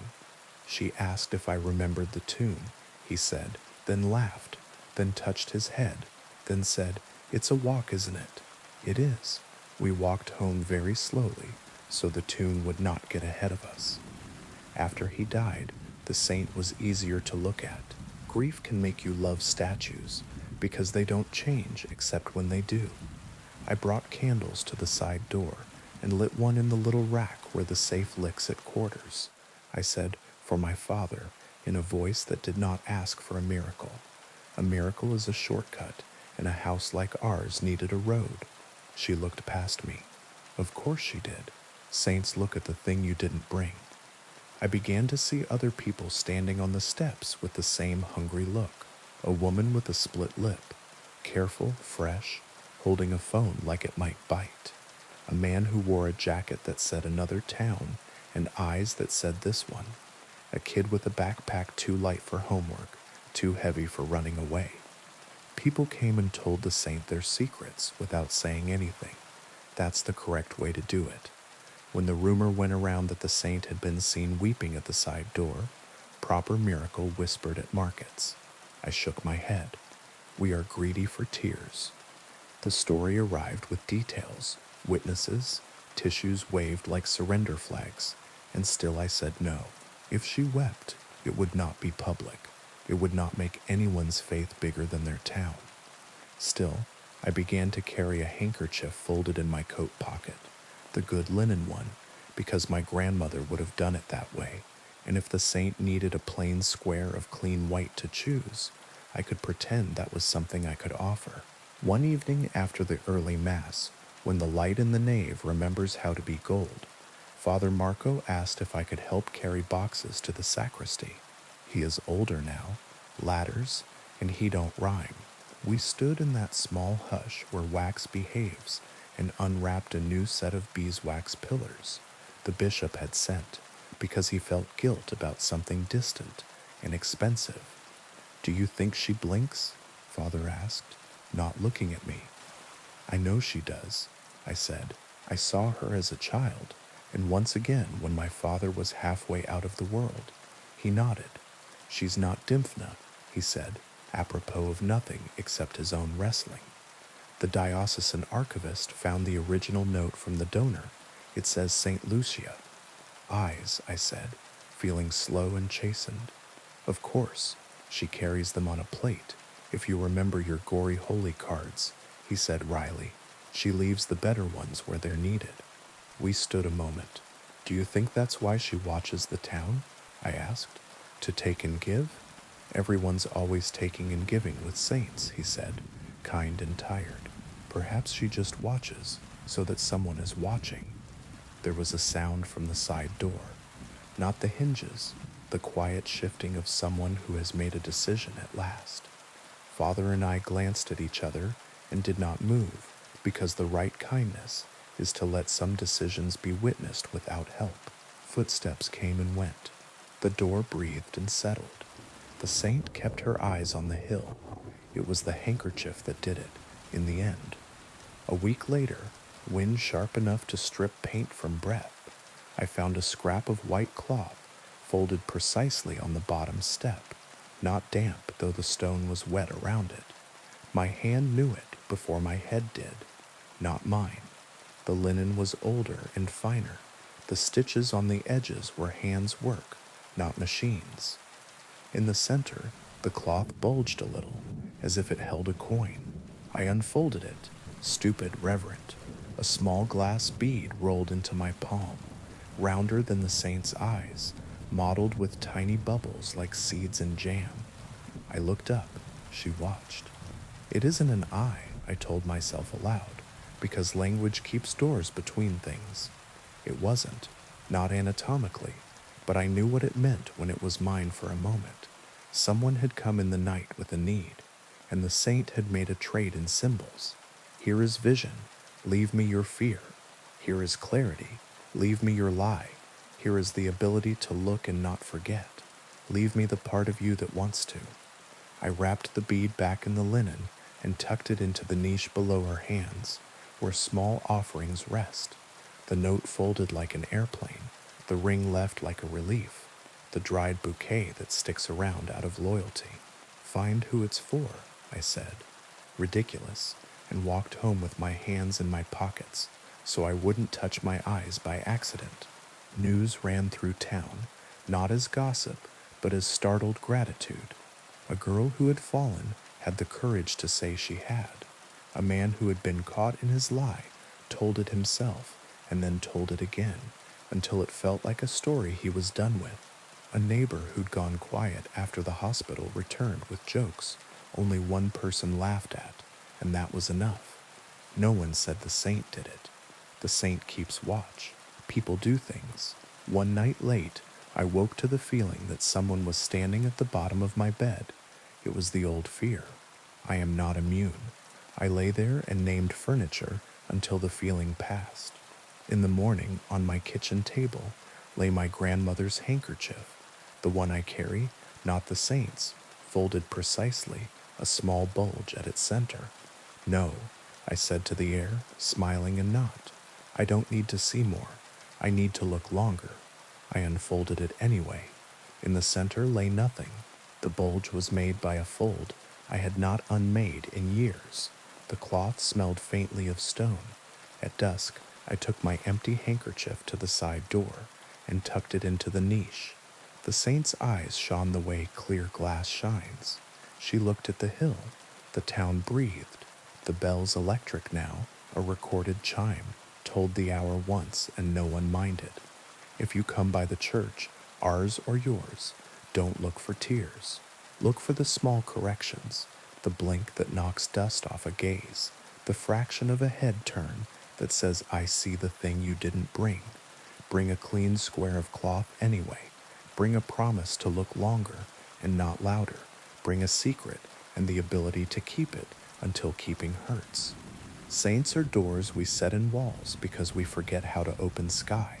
Sometimes they hand us a key that isn't a key, and we pretend to understand because pretending keeps our feet where the stone is good. If she looks at you, don't ask for anything first. Say what my father said, happy as a child. It's a walk, isn't it? And then take one around the block and around again until the hill and the town and the glass-eyed saint all agree that tonight at least you have been seen. Now, on to the next story. The last time the moon showed its face in our valley, I was 12 and didn't know what it meant to count your breaths.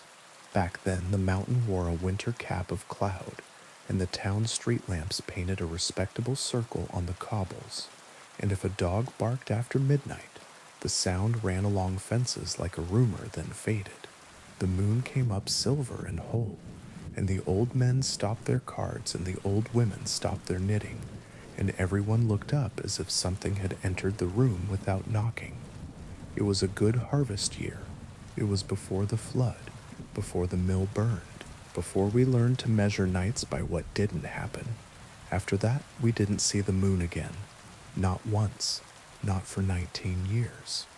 We spoke around it the way a family talks around a bad father. Weather forecasts said overcast. So many times it became the shape of a week. The nightly news showed satellites and low-pressure systems, like children lifting a bedsheet to prove there is nothing under it. People who moved here learned quickly not to mention the sky. Tourists tried to film the mountain halo and learned quickly their batteries died on that ridge, and their files corrupted with a soft, bubbly noise like water boiling over a low flame. We grew used to it, the way you live with a limp. We put better bulbs in streetlights, then gave up when they buzzed themselves to death. We replaced curtains with heavier cloth. Mothers told babies stories about old moons that lived in picture books with glitter, and toddlers pressed their hands on the foil and whispered like praying. The rest of us pretended not to notice the way calendars made us tired. I work nights.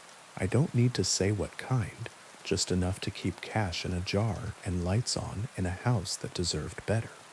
The job suits people who don't mind being invisible.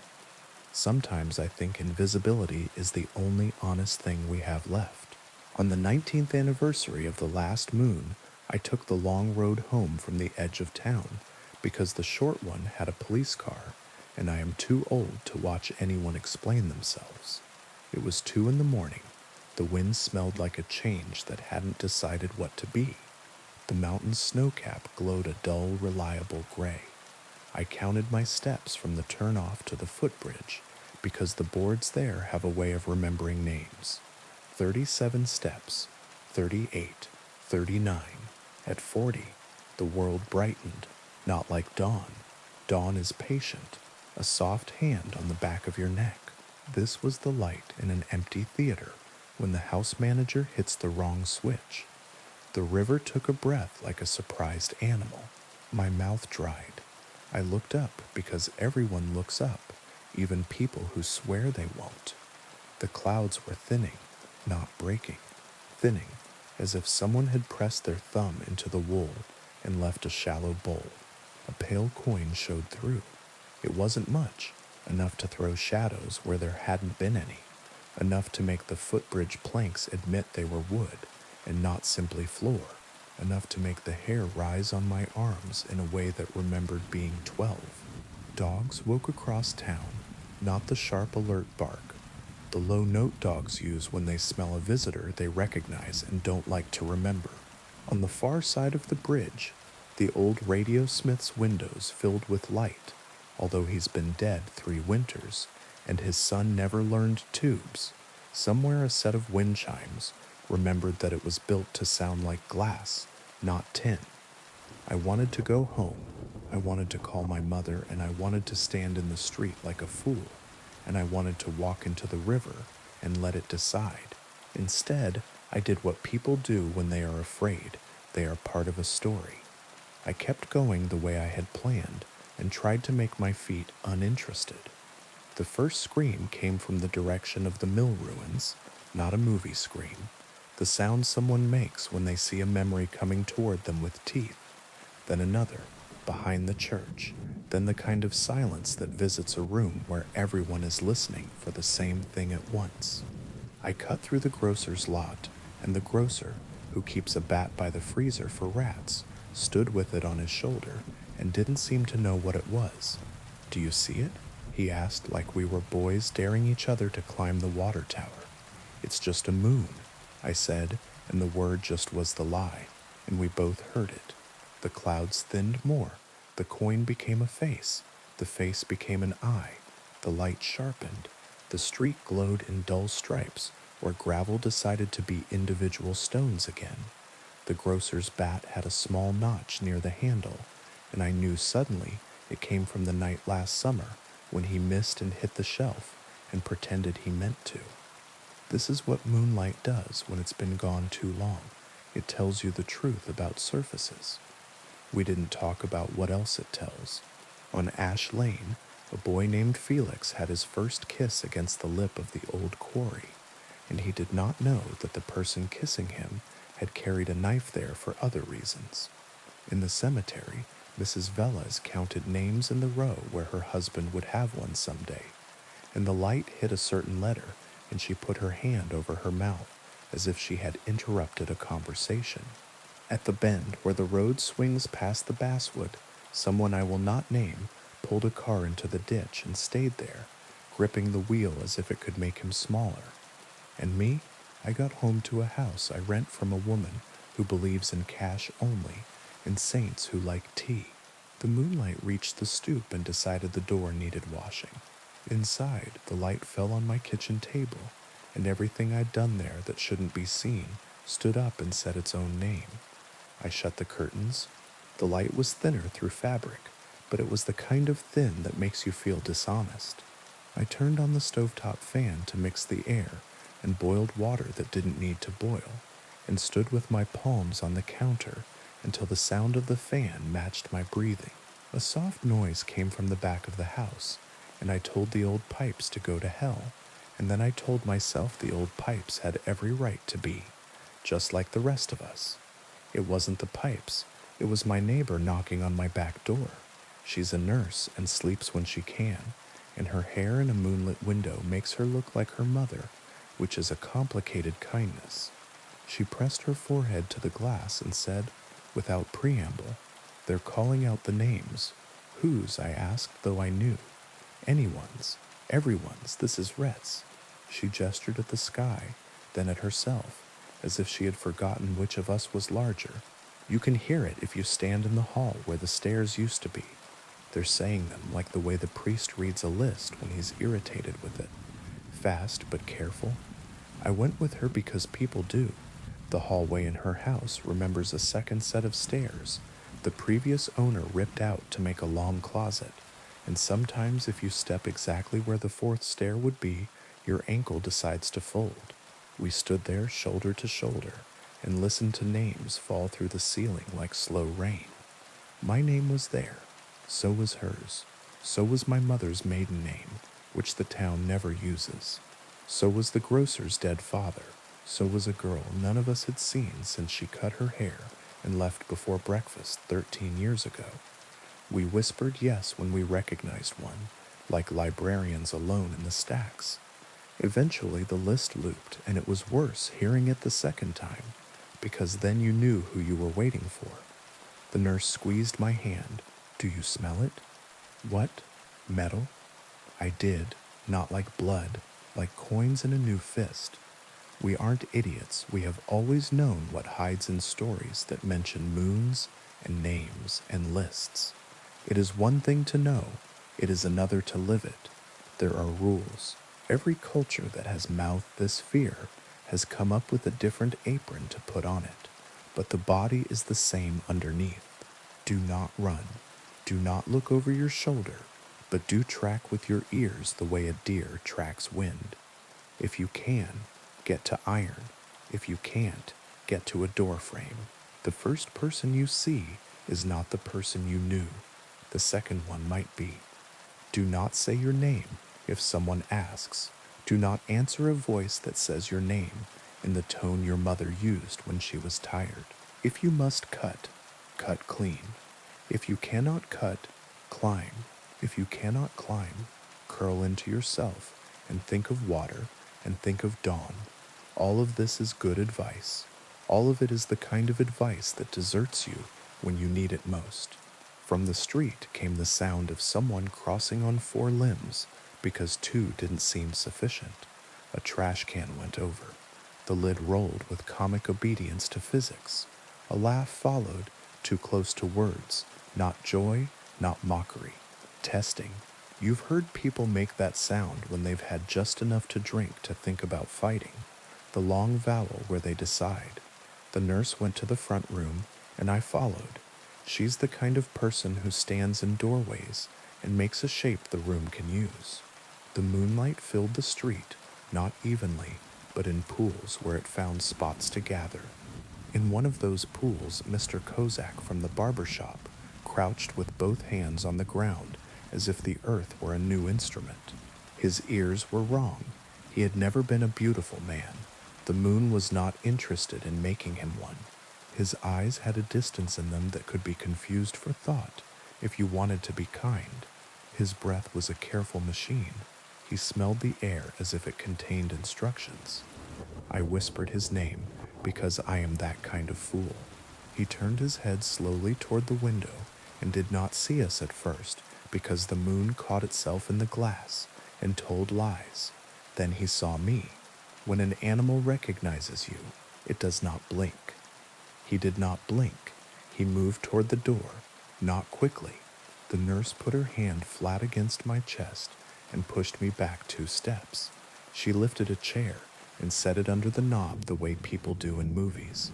The chair slid on polished wood and sighed. Something on the back porch muttered in the voice of her long-dead brother for exactly 3 words, "Let me in," and then went quiet as if embarrassed. She put both hands on the door and said no in a voice she uses for certain family members, and the door remembered being a tree. From up the street, someone ran. Running is a rhythm, and rhythms are roads. The not quite Mr. Kozak's head snapped toward the sound, and he moved faster than a man his age, with his bad knee should move. Somewhere a bottle broke, singing itself as it went. Somewhere a woman said God in a tone that could get her into any heaven. We waited. Waiting is the only thing a house requires from you when the night is deciding. The nurse and I sat with our backs to the wall and counted steps when we heard them and counted breaths when we didn't. I thought of dumb things, the route the mailman takes on Thursdays, the price of onions, the way my mother used to tap the table twice when she wanted me to stop but couldn't say it in front of company. Outside, the list of names had stopped. The house creaked as if it were trying to turn in bed without waking its spouse. The moon climbed, and the light became the aggressive white of a bathroom bulb in a cheap motel. I heard the river change its mind about what direction was down. The mountain murmured in its sleep like a plumber on his back under a sink. A hand tapped politely on the glass behind us. I didn't jump. You only jump the first 10 times in a life. I turned my head very slowly and found my own face looking back at me from the window pane, ghosted by lamplight. For a second, dumb animal hope rose. Someone else, the old stories, a warning. Then my reflection breathed in time with me, and I hated it the way you hate someone who looks too much like a stranger when you catch them in the mirror at 2 in the morning. The nurse's phone buzzed in her pocket. She didn't check it. We both knew the battery would show 1%, no matter what it had been a minute ago, and any text we saw would be either a decade late or a few hours early. The first time the moon came back, someone answered a ringing landline and spoke to his mother 2 years dead. He said it was a recording, but couldn't find it again after the night passed. The second time, Ms. O'Hara opened her email and watched new messages sort themselves by age, like a deck of cards with names she had forgotten she'd lost. The third time, a radio station started carrying a baseball game from the year we still had a team. You learn what to pick up and what to let ring. When the howl came, it came from behind the grocer's. It wasn't a wolf's, it was a voice stripped of words. The sound of a person at the exact age where rage is a coat that fits. Men who hadn't stood since the plant closed, stood. Women who hadn't put their hair up since the last wedding, put their hair up. Old people bowed their heads. Children who'd been born in the dark turned their faces to the light, as if something had reached through skin and tugged. The nurse said very softly, "If you have to do it, you do it clean." "I know," I said, and discovered that I did. We didn't go out. Other people did. It is hard to write the night because it wrote us. I saw figures cross the street fast enough to leave a second figure behind them, made of light. I saw a shadow detach from a fence and decide it had been wrong about the fence, then return to it with relief. I saw 2 shapes grapple in the alley like a tangled conversation and then step apart, and one of them wiped his mouth with the back of his hand, and the other smoothed her dress, and they both walked away, and in the morning neither would remember whose house they came from. I slept sitting up, head against the wall, neck at an angle that would punish me all week. I woke to quiet that pretended to be ordinary. The light had softened. The moon had gone behind its old curtain, as if it hadn't been in the room at all. In the street, someone had dragged a hose to the gutter, and the water came out pink and then clear. The nurse made coffee stronger than it needed to be because she likes to test her heart. We went out together, and the town did the thing towns do after disasters. We decided what the story was going to be. The grocer boarded a door that had lost interest in hinges. Mr. Kozak swept his stoop and did not, for the rest of his life, touch his ears in public. The parish ladies collected the names of those who hadn't come home and wrote them on index cards and stacked them with rubber bands in a drawer no one else uses. I walked down to the bridge with a bucket and threw water over the places where footprints looked more like paws than feet, and told myself I was trying to keep the smell down. When someone asked about the list of names from the hall where the stairs used to be, the nurse said radio interference, and the person who asked accepted it because people who live in valleys learn what to blame. That night, the clouds were obedient again. The mountain put its hat back on. Dogs slept like they'd done a job. The river went the way it always goes. We all pretended to be relieved, but relief is a muscle, and if you use it too much, it shakes. 2 weeks later, the light rose again, not as bright. The coin kept its thumbprint. The list began sooner, in another part of the house, this time in the gap where the dumbwaiter once ran. Different order, different names at the top, same careful tone. We didn't wait for the howl. We didn't need to. The town was ready in a way that makes you proud and sick. You want me to tell you it was wolves, that it was a man, that it was mass hysteria, that the mountain houses a frequency that rattles fillings and makes people do religious things and bite. I can't. All I can tell you is what it felt like to live inside a town that keeps itself small on purpose and then watches something bigger put its hand over us and ask us to breathe with it. I can tell you what it is to walk on all fours because the ground has learned your name and wants to hear it the slow way.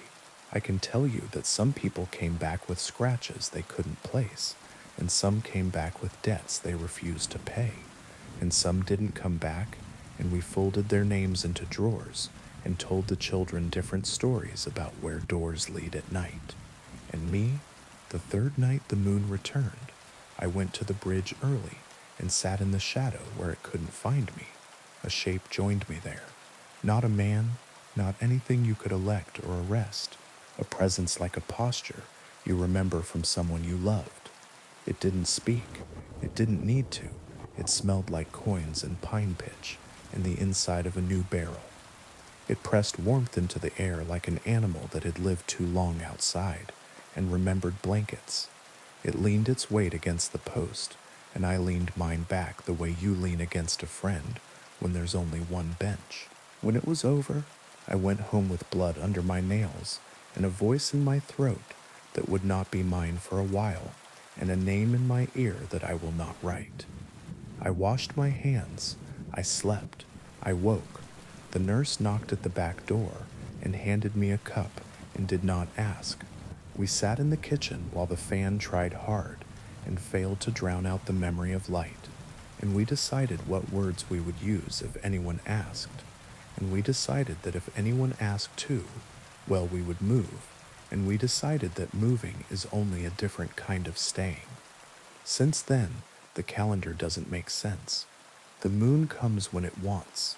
A thin glance at a bus stop, a bright slap at the river, a sudden coin above the grocery when the delivery truck's back is open, and the cases of tomatoes shine like somebody's idea of a heart.